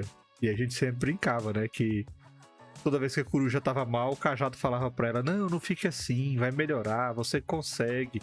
Porque era um cajado de apoio, que na verdade era um puleiro. Que ele tinha esquecido o termo e ele falou de apoio. Mas isso era interessante, por quê? Porque o cajado no Eras, O mago, ele tem um fetiche, né? Ele tem um objeto que ele vincula com as magias, que a gente chama de artefato dedicado. E pra ele, o cajado era esse artefato. E esse cajado era o puleiro. Ou seja, a coruja sempre estava ali com ele. Ele andava com um bicho ali. Inclusive, se ele andasse demais com esse troço, a gente exigia ser, porque ele tinha a força baixa, a constituição dele era baixa, ele cansava, porque ele tinha que carregar o cajado com a coruja em cima. E isso é um elemento para que ele lembrasse da coruja. E a galera esquece, cara. A galera esquece. O que você precisa fazer é criar alguma desculpa, algum elemento de narrativa, algum elemento de mecânica interna ali, em que o pet seja presente, o pet seja lembrado, o pet esteja sempre presente na ação. Ele sempre esteja marcando ali alguma necessidade, condição ou situação. Então, o caso do Fumaça. O Bruninho começa a esquecer que tem o Fumaça. De repente, eles estão no acampamento lá tentando montar tudo pra dormir e acontece aquela bagunça porque num rato da floresta chegou perto e o lince dele virou Satanás em cima. A maga, ela tem um familiar que é um coelho. Esse coelho, ela guarda dentro de uma bolsa. Ela tem uma bolsa pra guardar esse coelho de lado. Ela sempre carrega o coelho. E essa bolsa pesa, essa bolsa dá trabalho. Essa bolsa, ela tem que ser carregada, porque é um coelho, cara, um coelho branquinho, pequenininho. E isso aí é sempre um elemento. Cadê a bolsa? Quando fala assim, teve aqui alguém viu, chegou aqui uma feiticeira e tal. Aí o cara fala assim, uma que tem uma bolsa, que tem duas orelhas saindo da bolsa. Porque é pra marcar o personagem. Por que isso daí? Porque senão, eles simplesmente só vão resgatar o bicho quando é necessário ter a vantagem que o bicho demonstra. Dá um sustinho. Qualquer estalagem fala assim, que bicho é esse aqui? O bicho é um valor a mais aqui, ó. Você tem que pagar pra cuidar do bicho ali no negócio. E você lembra eles que eles têm essas criaturas. O quinta edição foi num caminho oposto até. O quinta edição facilitou a vida do mago pra ele não lembrar. Porque isso que o Luiz falou era muito comum mesmo, assim. Na terceira edição, o cara só lembrava do familiar na hora de falar, peraí, que tem um bônus. Não, peraí que eu vou usar magia. E aí no resto do tempo não lembrava. E aí o quinta edição resolveu colocar explicitamente que o familiar, em sendo uma criatura mágica lá, um espírito de magia que você invoca e tal, não sei o quê, você pode simplesmente usar uma ação para mandar ele para uma dimensão, um pocket dimension, e ele fica preso lá até você usar uma ação pra ele voltar, tipo, é uma Pokébola. Você tem uma Pokébola pro seu familiar, basicamente. É isso que você faz. E aí você, agora eu preciso do meu Pokémon. Vai, familiar. O familiar sai, você joga magia nele e joga magia na pessoa. E é para isso que serve. E se você perder o familiar, não tem problema. No outro dia seguinte você faz outra magia, porque a magia vai achar familiar. É só isso. Então, assim, eles transformaram de uma maneira para facilitar justamente porque as pessoas simplesmente não lembravam do bagulho. Eu não conheço nenhuma mesa em que as pessoas levassem isso a sério. É mais fácil você ignorar uma regra do que valorizar o roleplay. É isso, mas é porque o efeito prático, na verdade, era na maior parte do tempo. Você familiar, a pessoa, puta, é verdade, meu familiar nem lembrava. Aí é o que eu falei, vira um negócio de manutenção, assim. Tipo, não, tem que. Nossa, realmente tem um familiar, né, menino? O que é o negócio aqui? Deixa eu ver aqui o que é a ficha dele. Não tem a ficha, não lembra a ficha. Né? Quando eu crio o mago, eu gosto de colocar familiar, um bicho mais sociável, tipo cachorro. Quando eu crio o mago, eu tenho um cachorro. Cachorro te segue, cachorro obedece, cachorro tá contigo. Ninguém estranha, né? Ninguém estranha, entra em qualquer lugar, entra em caverna, pula na água, é de boa. O Chico jogava na nossa aventura a aventura que eu jogava com ele na mesa, ele jogava de monge, e ele tinha um cachorro que comia o queijo dele. E esse cachorro que comia o queijo dele, ele comia o queijo, dava o queijo pro cachorro. Aí comia de novo. Escreveu o livro, cachorro roubou meu queijo. Quem comeu meu queijo. E a função desse cachorro era exclusivamente pra ele contar, na hora de descrever o personagem dele, que o personagem dele era visto comendo o queijo dividindo com o cachorro. Porque o cachorro dele nunca mais fazia nada. Assim. O cachorro dele tinha um nome, tava na ficha. Mas assim, a gente ia nos piores lugares. Agora vamos entrar na água, vamos pro fundo do mar, beleza. Tipo, e o cachorro? Sei lá, o cachorro ficou na praia. Quando a gente voltou, ele tava lá ainda. o cachorro invulnerável, o cachorro tipo um celestial, não sei o que era a explicação. É uma Mas entidade. ninguém ligava também. Ninguém ligava, era uma coisa meio que, foda-se, é o cachorro. Não dava um bônus especial, o cachorro não participava da briga, o cachorro não fazia nada. O cachorro era flavor. Era a skin dele de monge, era um monge com cachorro. Então. Às vezes é isso também. E os caras fizeram bem isso com o familiar mesmo. Tipo, você joga na Pokébola e pronto, segue a vida. Bom, falar em jogar na Pokébola e seguir a vida, então vamos avançar. Porque nós acabamos de falar que pet é bom, mas é ruim. Então nós vamos falar agora que pet é ruim, mas é bom. Qual que é a ideia aqui? É exatamente o contrário do que a gente tava falando. Em vez de a gente levantar coisas ruins e problemáticas, nós vamos falar das coisas que você pode utilizar o pet como vantagens para a sua campanha, de maneira consciente, certinha, narrativamente adequada, para que a sua história seja bonita, vistosa, formosa e bastante envolvente, engajante e totalmente emocionante para o seu jogador. E o primeiro tópico: animais e as sociedades. Bom, para quem não sabe, a sociedade humana real de verdade, ela desenvolveu com a ajuda... É isso aí. A salada já matou lá, ó. Ela se desenvolveu Revistinha com a Sentinela. Grande clássico. Revistinha Sentinela. Se desenvolveu com a ajuda quase que obrigatória dos animais. O cultivo precisou dos animais. A defesa precisou dos animais. A conservação do ambiente, controle de pragas, tudo isso dependia dos animais. Então dizem que os lobos que rondavam assentamentos comiam os restos do que os acampamentos deixavam dos humanos e que foram se aproximando dessas populações e foram domesticados, né, com essa interação e com o passar do tempo. Da mesma maneira, foram domados os animais de montaria. Da mesma maneira, foram presos e cultivados, entre aspas, né? Esse termo não se aplica, mas foram criados animais de pastagem para fornecer carne, para fornecer leite, e foram presos as aves para fornecer ovos e carne, etc. E aí você tinha alimento, proteção, trabalho, guarda e caça e tudo mais, desenvolvendo-se a partir daí.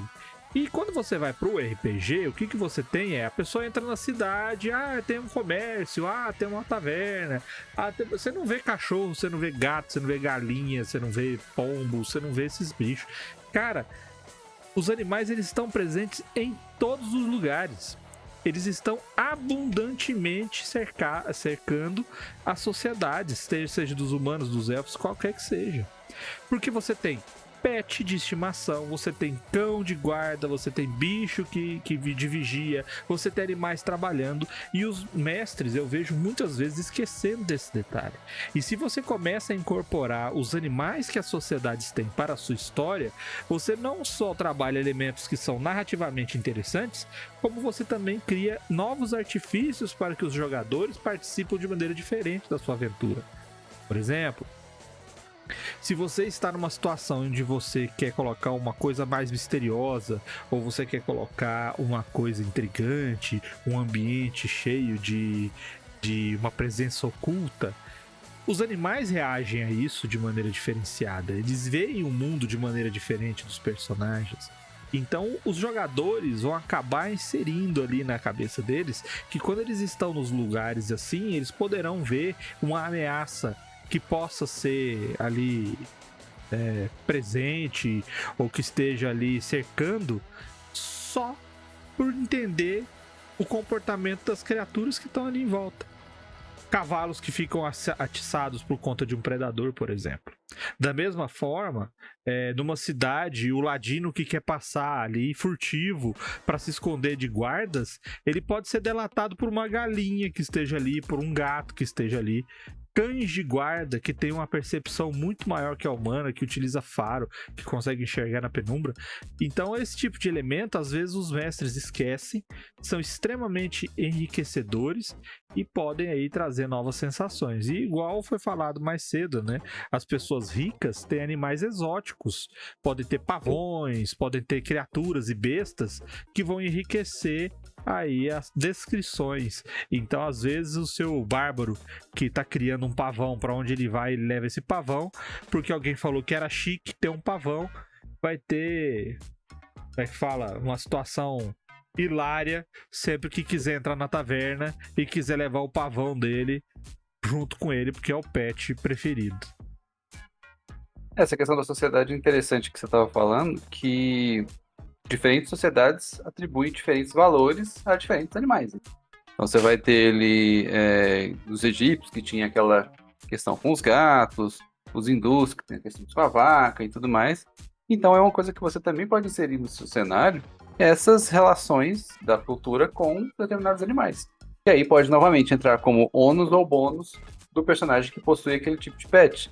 Pode ser que ele chega numa cidade onde cachorro é proibido. Não, aqui não entra cachorro, porque aqui somos todos contra cachorros por causa de uma lei local que não permite cachorros na cidade. E aí o cara vai ter que arrumar um jeito de esconder o cachorro dele, de colocar uma roupinha de tigre nele para fazer ele parecer com um outro animal, né?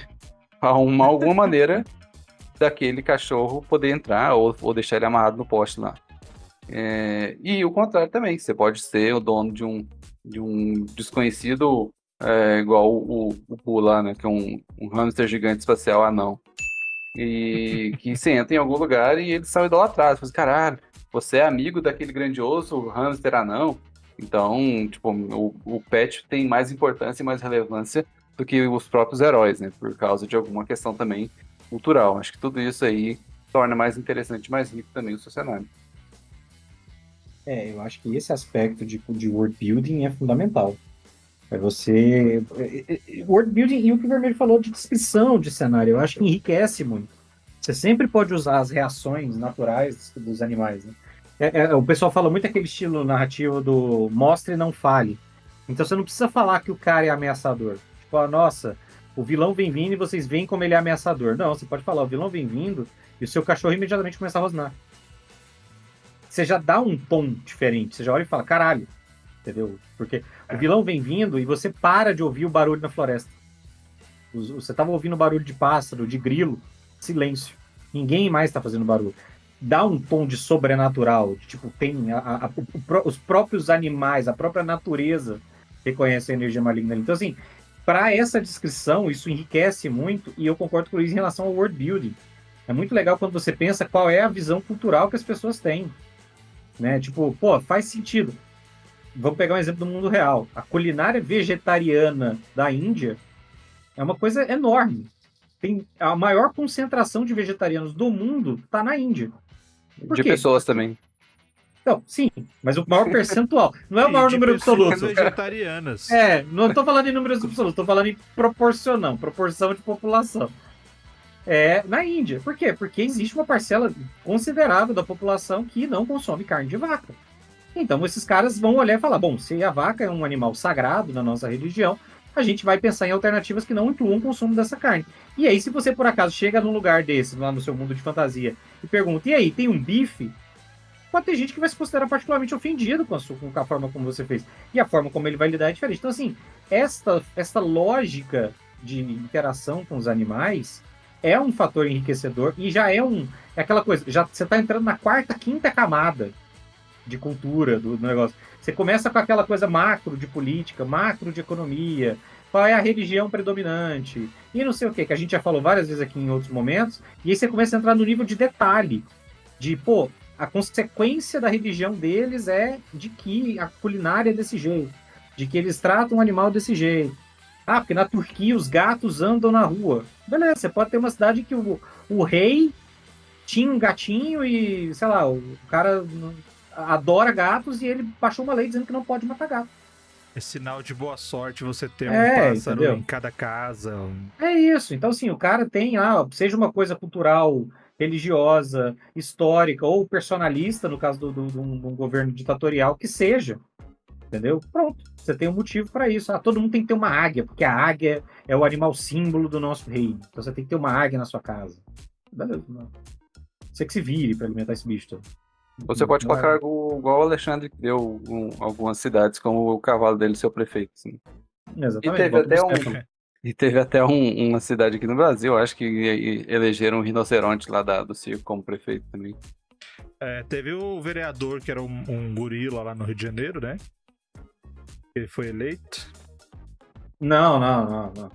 Ele foi eleito, mas não tomou posse, né, gente? Tem mas- limite, né? Porque a Mas não- legislação não permite, né? Mas não era gorila, não. Pô. Mas ele foi o mais Rinoceronte. votado. É chimpanzé, acho que foi um chimpanzé, não foi Você não? tem um chimpanzé e tem um Que era o rinoceronte. macaco Tião.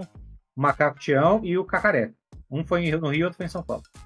O cacareca era o rinoceronte. Mas eles nunca chegaram a tomar posse. Né? Pô, o cavalo do Calígula também foi nomeado senador pelo Calígula, mas não chegou a tomar posse. Não, mentira, eu acho que ele tomou posse. É porque o Calígula decidia, né? Quem é que vai falar não, né? Não pode. Ah, aqui é a sua limitação de ambiente. Só porque a aventura é no Senado romano não pode entrar um cavalo? Pode sim. E ele era senador e amante. Aí, tá vendo? O Otávio hoje vai ficar abismado com a quantidade de informação que ele não precisava e ele vai dormir com agora. Aí eu só tenho que lembrar que você está num canal 18+. E é E tudo, lembrando. e é tudo lembrando que antigo, isso- antigamente as pessoas não tinham consciência sobre os direitos dos animais. E você sabe que você saber que o Calígula tinha esse rolê com cavalo, etc. Você sabe o que é isso, né, Otávio? Acabou os cultural. Vou nem botar indicação nessa. Vamos pro próximo. Companheiro animal. Ah, sou eu. Então, Opa! Marcelo, Opa! tá ligado? tô ligado. Eu vou falar de companheiro animal especificamente do modelo gatinho espião. O que é o modelo gatinho espião? Aqui você vai precisar de um pouquinho daquela suspensão de descrença que você tem lá no que eu falei mais cedo, né? Porque, pô, se você for seguir a regra, o gato tem inteligência 3, né? É um comportamento instintivo, Não pode ser capacidade baterista, né? capacidade limitada de aprender comportamento repetitivo, adestrado. Tenta adestrar um gato no mundo real, pra você ver o tanto que é bom. Eu não consigo fazer o diabo do gato subir no sofá, batendo no sofá pra ele vir pra fazer carinho. Imagina você adestrar o gato pra vai lá e pega a chave. Vai lá e chama o fulano. Isso, vai lá e cutuca a mulher de cabelo vermelho. Aí volta o gato falando o que é vermelho, o que é cabelo, o que é uma mulher. Tipo, Você todas tem as que informações. gravar flor azul com pestilo vermelho. Flor azul com Isso. pestilo vermelho. Ajuda aí. Se Exatamente. enxergasse cores. Caralho, isso é o burro do Shrek, né? É o burro do Shrek. Porra, podia ter usado o burro do Shrek como exemplo de companheiro animal. Não é? Mas aqui a ideia é você abraçar um pouco esse animal de filme da Disney. Tá? Porque os animais do filme da Disney são todos extremamente inteligentes. O Abu do Aladdin, o Guaxinim, que eu não vou lembrar o nome, foda-se, da Pocahontas, o Pégaso do Hércules, enfim. O dragão da Mulan. O dragão, mas o dragão é um dragão, assim, é um bicho que fala, que é um fucking dragão. Dá um Vergonha pra desconto, você. né? Vergonha pra sua pra vaca. família. A vaca, coitada, tinha nada com isso. Enfim, aquela linha do animal que não consegue falar, às vezes, mas consegue entender as instruções mais complexas e seguir a risca, né?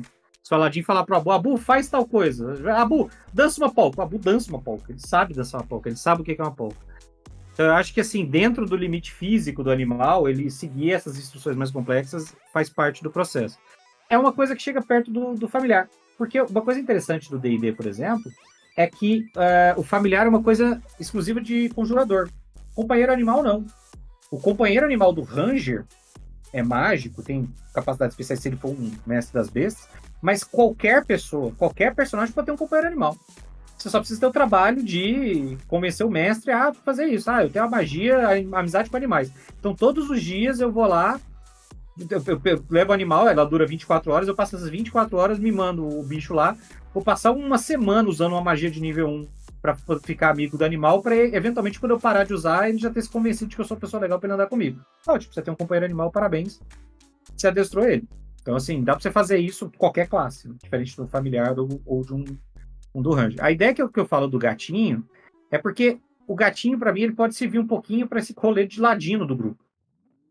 Você bota o gatinho para vigiar, bota o gatinho para registrar, ver o que está acontecendo, bota o gatinho para entrar em lugar que ninguém mais consegue entrar, o gatinho para trazer alguma coisa que ele consegue carregar na boca, a chave, que a gente falou lá, um anel, um brinco, uma coisinha que o gato consegue trazer na boca. Gatos conseguem carregar coisa na boca, tá? Quem tem gato em casa sabe que filho da puta, quando quer, carrega qualquer coisa. Tanto que ele traz alimento pra você. Traz esse alimento para você, traz ali um passarinho, às vezes, um ratinho, um bichinho. A barata. Uma barata. Barata aqui em casa, infelizmente, nunca tive. Mas uma vez eu cheguei em casa e tinha um rastro de pena de pássaro até o banheiro. O filho da puta levou o cadáver até lá no fundo.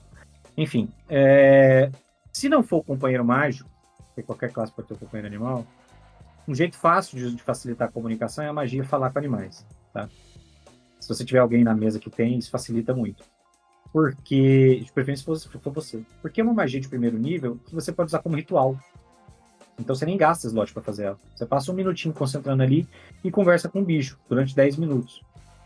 Então só isso já é suficiente para você falar com o gatinho, ó. Você tem 10 minutos para explicar para ele o que é uma mulher, o que é um cabelo, o que quer dizer a cor vermelho. Dá um jeito de explicar para ele fazer a missão. Isso facilita para você justificar dentro do cenário que você está mandando o bicho fazer.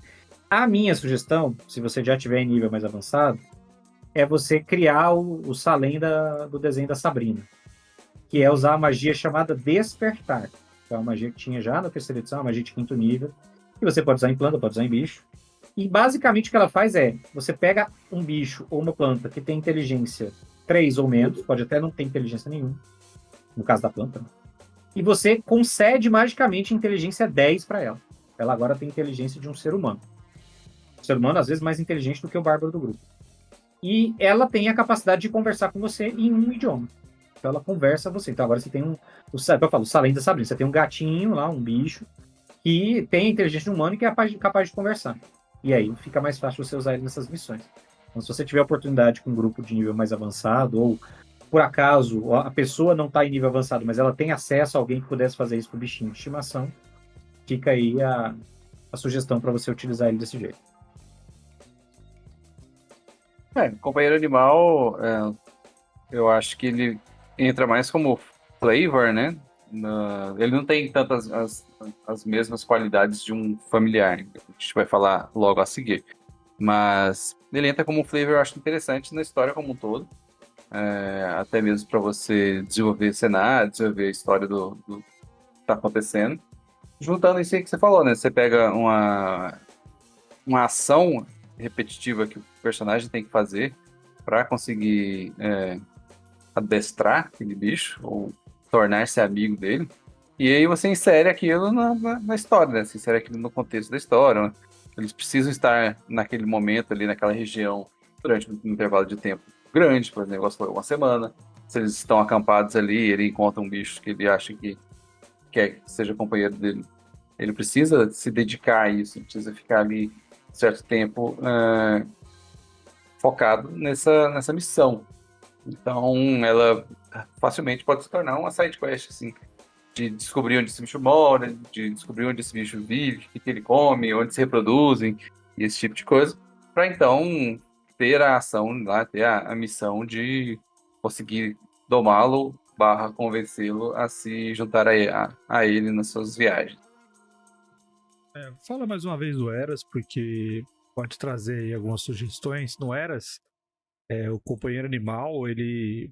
Vou falar diferente. No cenário de Eras, o mundo inteiro foi criado e junto dessas criações das coisas, surgiram as primeiras consciências que eram espíritos mesmo, eram energias conscientes. E por mais que depois tudo virou terra, água, ar, árvore, planta, bicho e isso daí, os espíritos continuaram como fenômenos naturais, como entidades, como divindades, etc, etc, e foram para frente.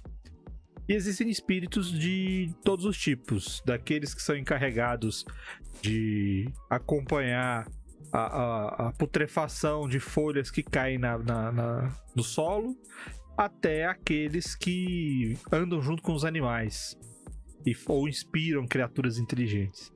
E o companheiro animal não é nada mais, nada menos do que um animal que ele é totalmente influenciado por um espírito que está vinculado a uma sensação, a uma intuição, a uma ideia, a uma tendência, alguma coisa. e ele vai criar uma afinidade com o personagem. Então, o animal e o personagem vão estar ligados porque existe um espírito que liga esses dois elementos. Então, qualquer personagem pode ter um companheiro animal. E o interessante é que quando você cria um vínculo com um companheiro animal, e você evolui, né, você começa a crescer os seus níveis, o companheiro animal também progride. Ele também vai ficando mais poderoso com você. Então ele é meio que um sidekick seu mesmo, tá? E isso daí é legal porque, lógico, ele não vai ter um nível equiparado ao seu. Logicamente não. Mas ele vai ter um nível maior do que um animal comum da espécie dele se ele continuar ligado a você. Se ele morrer, você vai ter alguns probleminhas aí, porque vai demorar um tempo para você recuperar esse vínculo e vai demorar um tempo para você recuperar também algumas características suas, que elas vão ficar bloqueadas. Então, quando um cara escolhe um companheiro animal, ele tem que se preocupar porque ele está criando realmente um vínculo ali. E o legal disso tudo é que quando alguém escolhe companheiro animal na mesa, eu falo pro jogador o seguinte: ele é o seu segundo personagem. Por quê? Porque uma das bases da evolução do companheiro animal é o aumento da inteligência dele. Então, um companheiro animal ele já tem um ponto de inteligência maior do que o da espécie básica. E quando o personagem já chega em níveis mais altos, tipo nível 15, 16, ali, lá pra cima, e o companheiro animal veio com ele desde o início, ele pode chegar até uma inteligência 7. Ou seja, ele é capaz de resolver problemas, ele é capaz de entender muita coisa, e dependendo do personagem, se for um personagem arcano, se for um personagem que tem alguma capacidade mágica, existem artifícios que podem fazer com que o companheiro animal se comunique. Então, é interessante isso daí. A possibilidade de você trabalhar o companheiro animal como um segundo personagem na mão do jogador. É o que eu falei, só tem que tomar cuidado pro balanceamento não ficar desproporcional, né? Sim. Exatamente. Podemos seguir? Bora. Falamos do companheiro animal. Familiares. Familiar é o companheiro animal do mago que a gente estava falando, né? Das classes conjuradoras. Grande parte dela tem a habilidade de pegar essa magia. E ela é uma magia que muita gente pega para preencher as magias que você tem ali no nível 1, né? Ela é uma magia de conjuração de primeiro nível. E, na verdade, a magia chama Encontrar Familiar. Que aí, quando você usa ela, você define uma forma de um familiar, que é um espírito que chega de algum lugar e toma aquela forma. E existe uma série de formas que você pode escolher, cada um delas tem seus benefícios, suas características, etc. E é claro que todo mundo sempre escolhe a coruja, porque a coruja ela tem enxerga no escuro, ela voa 90 feet, ela consegue fazer várias coisas que a maioria dos outros não fazem. Mas, por grande parte disso é porque uma das habilidades que você pode ter ao usar um familiar é enxergar e ouvir pelos olhos e ouvidos daquele seu familiar.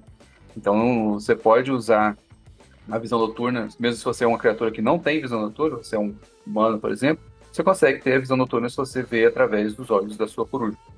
E aí você consegue também, como a gente falou mais cedo, usar uma magia que requer toque para ser usada através do seu familiar. Seu familiar vai lá e toca o alvo no seu lugar. E aí, se for uma magia, inclusive, que precisa fazer um teste de ataque, os atributos que são levados em consideração são seus e não do familiar. Então, ele traz uma série de benefícios que ainda podem ser expandidos de acordo com o que você pensar a respeito dos seus familiares. Existe uma série de familiares oficiais, básicos do livro do base, mas existem também sempre nas expansões, nos outros livros que lançam, familiares extras. E isso varia também com o cenário, né? Cenário de Planewalker tem uns tipos de familiares diferentes, cenários do Spelljammer tem outros familiares diferentes, então isso tudo vai variar também de acordo com o cenário que você vive. Se o seu cenário é um cenário próprio, você pode também definir que tipo de criaturas são possíveis serem invocadas no formato de familiar. Dessas opções que existem também, por exemplo, é o macaco alado. O macaco alado, ele, É a bruxa do oeste. ele tem umas questões que é, por exemplo, de voo, igual a coruja. Ele voa menos, porque ele tem só 30 feet. Mas ele tem duas coisas muito importantes que a coruja não tem, que são mãos. E um familiar que tem mãos pode usar itens, como, por exemplo, uma varinha de mísseis mágicos. E aí você pode colocar o seu familiar pra dando tiro lá de cima em todo mundo com uma varinha de itens de mísseis mágicos. Ele pode usar uma varinha, um colar de bola de fogo. Então você pode ter seu familiar sobrevoando um campo de batalha, dropando bola de fogo nos seus inimigos. Então, ele tem o turno dele com com as ações dele, ele não pode atacar, mas ele pode usar itens, ele pode fazer ações parciais, né? Então,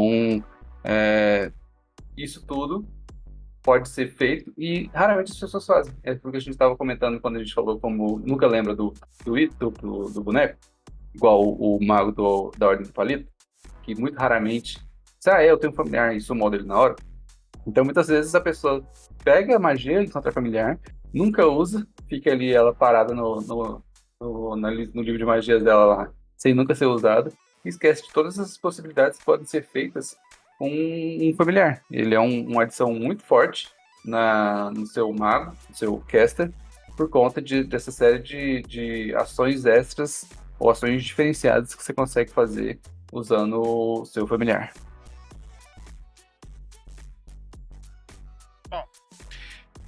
Animais familiares são legais, cara. Mago sempre é bom, né? Ter um bichinho que um sapo, bruxa que tem sapo, mago que tem um coelho, ou uma coruja, ou um corvo e tudo mais. Eu gosto muito da ideia de criaturas diferenciadas, criaturas exóticas, igual você falou, dando macaco alado. E eu já vi essa possibilidade. E na lista de familiares eu incluí inclusive homúnculos. Porque alquimista também, né? O homúnculo, igual você falou, ele tem mãos.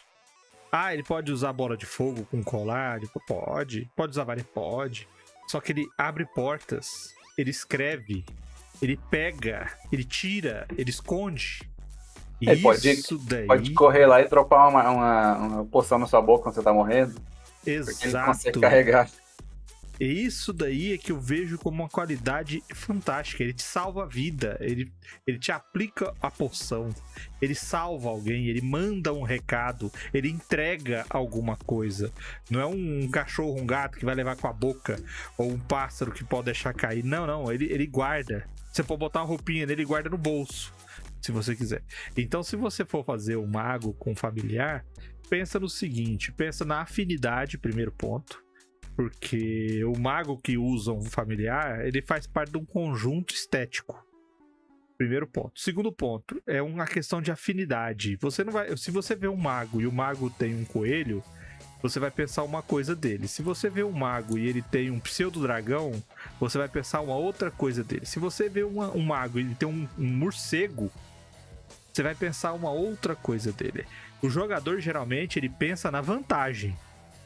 Mas se você é o mestre e esquece um pouco dessa questão de vantagem e começa a pensar na afinidade, você vai enriquecer mais. Porque questão de vantagem, cara, isso aí você negocia, você altera, não faz diferença. Mas o morcego vai dar a sensação de localização no escuro e tudo mais. Mas isso aí é o de menos, cara. Isso aí você pode botar um outro bicho que faz a mesma coisa. O negócio é você ter um morcego. Por que ele tem um morcego? Por que ele tem um sapo? Qual que é o lance dele ter uma aranha? Eu já vi mago que escolhe uma aranha, mas por que ele tem uma aranha? Então, adota isso daí, cara, porque o animal familiar, não sei como é que tá na quinta edição, mas ele geralmente é uma espécie de espírito, uma criatura que tem um vínculo com o mago, que seja místico, sobrenatural, seja qual for. E eles dois meio que partilham as paradas, cara. Eles chegam a partilhar algumas essências, eles chegam a partilhar magias, eles comunicam um com o outro. Eu já vi diversas versões, diversas habilidades pra isso. Então, se você considera isso daí, cara, não deixe o seu jogador ser conquistado aí, ser seduzido só pela vantagem do bicho, não. Faça ele compor o personagem dele e faça com que o familiar seja parte da atuação dele. Ele não vai pra lugar nenhum, ele não faça nada sem estar preocupado com esse bicho. Eu acho que tem esse. Primeiro tem esse componente aí, quase que estético, né? O mago com o bichinho lá, o sapo, com a cobra, sei lá. Escolhe um bicho aí do Harry Potter e coloca no colo do cara. Mas eu acho que tem essa função estética e mecanicamente é muito relevante. Eu tenho a sensação de que na quinta edição eles deram uma reduzida um pouco nisso, porque na terceira edição você tinha o bicho avançava junto com você, o familiar ia ganhando nível e tal. E aí na quinta edição isso não tem mais. Na quinta edição o familiar é sempre a mesma coisa. Mas é feito para facilitar. Porque o familiar tinha ponto de vida. E aí era o rolê. Se matasse o seu familiar. Toda vez que você mandava o seu familiar pra linha de frente pra ele passar a magia de toque lá, era um risco do cara dar um bico no sapo, matar o seu sapo, e agora você não tem mais um familiar por um bom tempo. Então, eles mudaram um pouco para facilitar nesse sentido, por um lado, mas eles reduziram sensivelmente os bônus mecânicos que o bicho dá agora. Eles fizeram uma coisa meio, um caminho do meio ali para facilitar. Eu acho muito legal, mas novamente, já tenho muita dificuldade, não lembro de ter visto numa mesa alguém que jogasse um familiar incorporado à história e narrativa o tempo todo. Sempre via, na hora que o pau quebrava e a pessoa tinha que focar mais na cena, na própria interpretação, o bicho desaparecia no bolso e só voltava quando era importante para alguma ação que a pessoa queria fazer, né? Como eu falei, eu não jogo de mago sem ter um familiar, não jogo com um familiar se não for um cachorro, e se onde eu tô o cachorro tá junto, é brother, e o nome do cachorro é cachorro. Que é pra facilitar, todo mundo conhece ele. Bom, esse papo de mestre tá bem rapidinho hoje, hein? Porque nós já chegamos nos finalmente. Estamos chegando na reta final. Aquele momento que você sempre espera. Nós vamos fazer um plet, que é o plot do pet. É uma sugestãozinha rapidinha de aventura para você valorizar o seu bichinho de estimação aí e quem sabe dar uma sacudida na sua história. Tá beleza? O primeiro plet é o seguinte: entrevista de emprego. A gente fala de fazer plot a partir de música, a partir de coisa. Eu quis fazer um plot a partir desse meme. Eu amo esse meme. Eu gosto demais desse meme. Eu uso muito esse meme, chama o gatinho Business Cat. E eu tive a ideia que é o seguinte, qual que é a ideia? Eu tava pensando, tava fazendo minha pesquisa lá e tal, e falando sobre animais despertados, e o que é o objetivo? É subverter o pet como coadjuvante, porque o pet é sempre um coadjuvante da história, ele tá sempre indo na sua onda e tal. E aí você coloca um protagonismo dele. Então é para ser um plot intermediário ali, um grupo de nível intermediário, porque é preciso que algum dos personagens tenha um companheiro animal já há algum tempo. Tem que ter tido uma convivência ali, eles têm que ter passado por situações de combate, enfim. Tem que ter tido situações de apoio mútuo, de alguma maneira, de convivência dele com o próprio... do pet, com o companheiro e com os demais aventureiros, certo? E aí o grande ponto é a revelação, em algum momento, do companheiro animal, de que ele não é um companheiro animal normal. Ele, na verdade, é um exemplar despertado da sua espécie. E aí ele vai contar que toda a sua espécie é desse jeito. Ou eles vivem numa região que foi abençoada por uma arquifada, ou por uma deusa da natureza, ou existe alguma água mágica lá, em que todos os animais daquela região, da espécie dele, foram despertos. Então, sei lá, se é um companheiro animal, um lobo, toda a alcateia dele é de animais despertos. Então ele sempre foi desperto. Ele sempre viu o que estava acontecendo, mas ele estava ali por quê? Porque, por algum motivo, ele foi enviado pela espécie dele para escolher um grupo de aventureiros para um trabalho. Então, esse tempo todo que ele esteve convivendo com o cara, ele estava avaliando o companheiro animal. O companheiro animal estava avaliando o companheiro humanoide e os outros companheiros dele, o resto do grupo, para saber se eles eram merecedores ou não.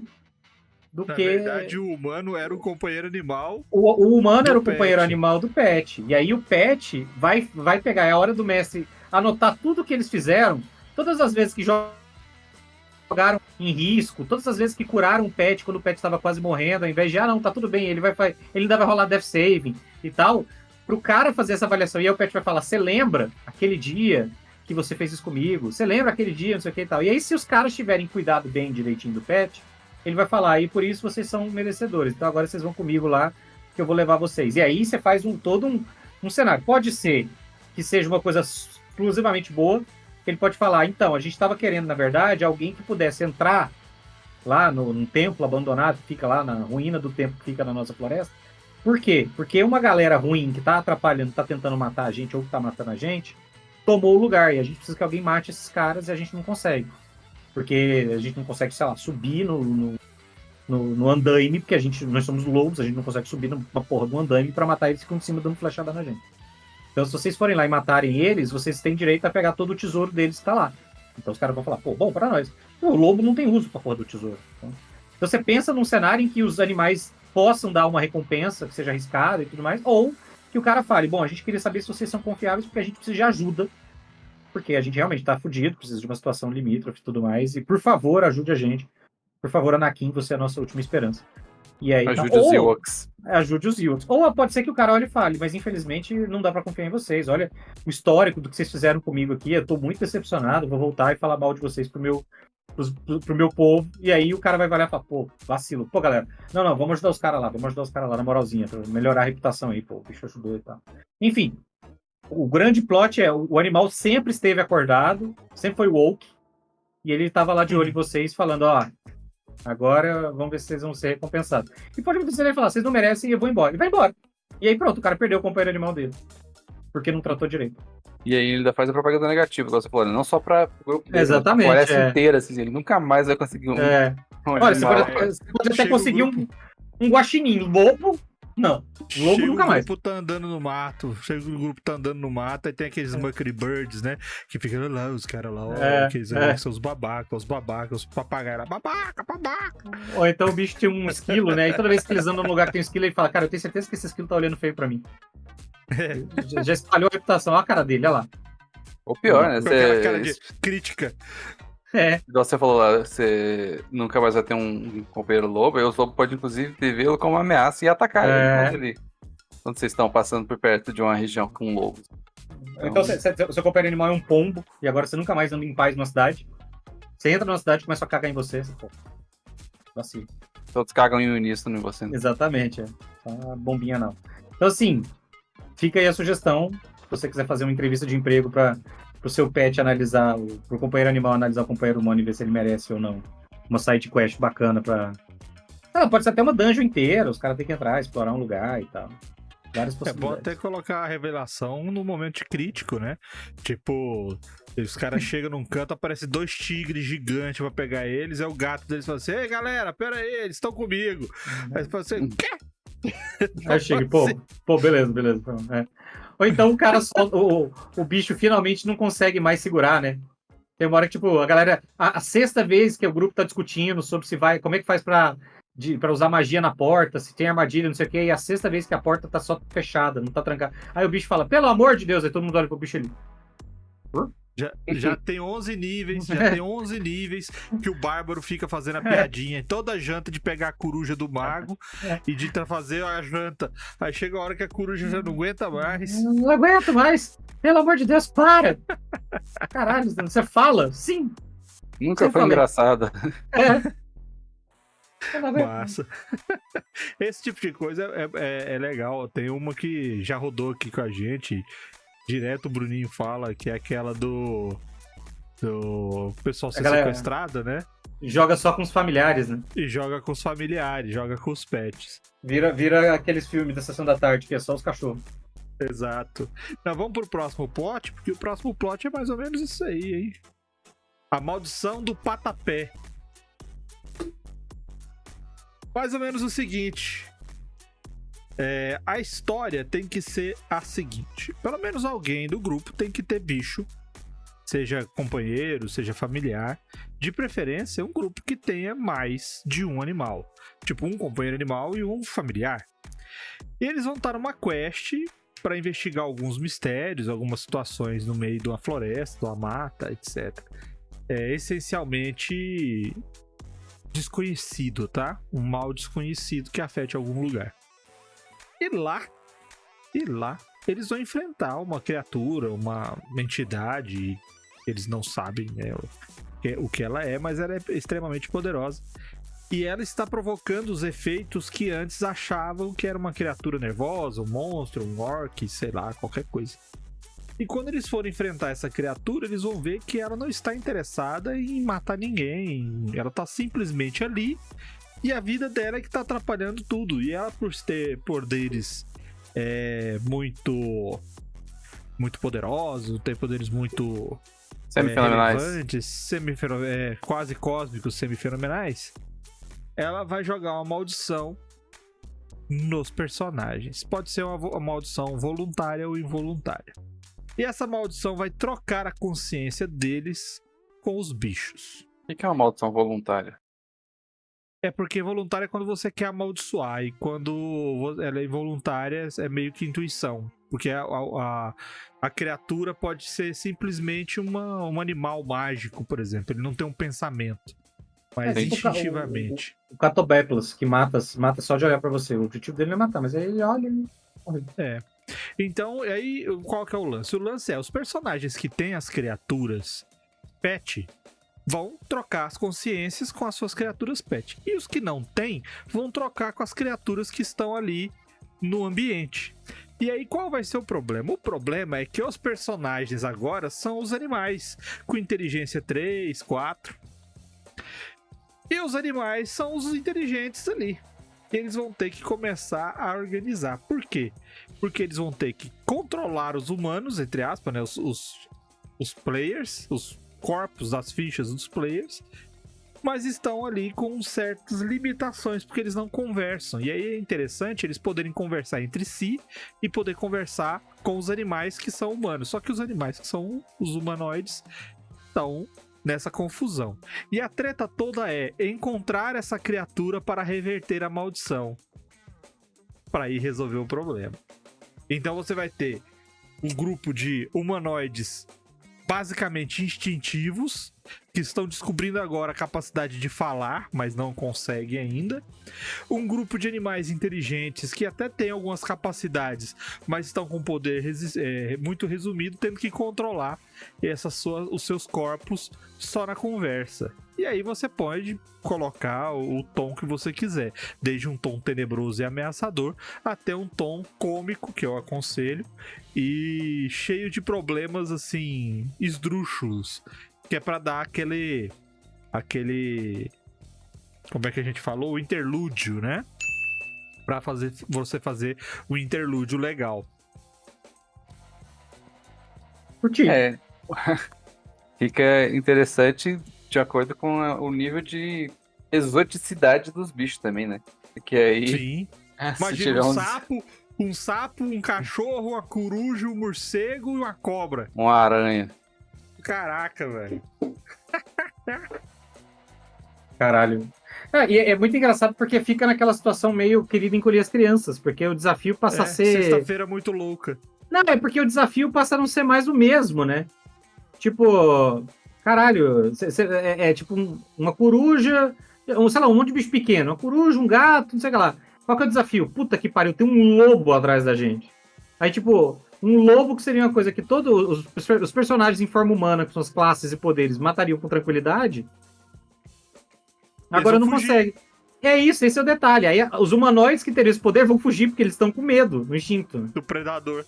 Do predador. E os outros bichos, os bichinhos que não tem condição vão ficar, ué, vamos ter que enfrentar. Eu acho bacana essa inversão. E eu, como eu falei, eu aconselho colocar isso num tom cômico, principalmente se for pro interlúdio entre aventuras, que é pra dar aquela descansada do personagem, sabe? Pra dar aquela valorizada no bicho, no pet.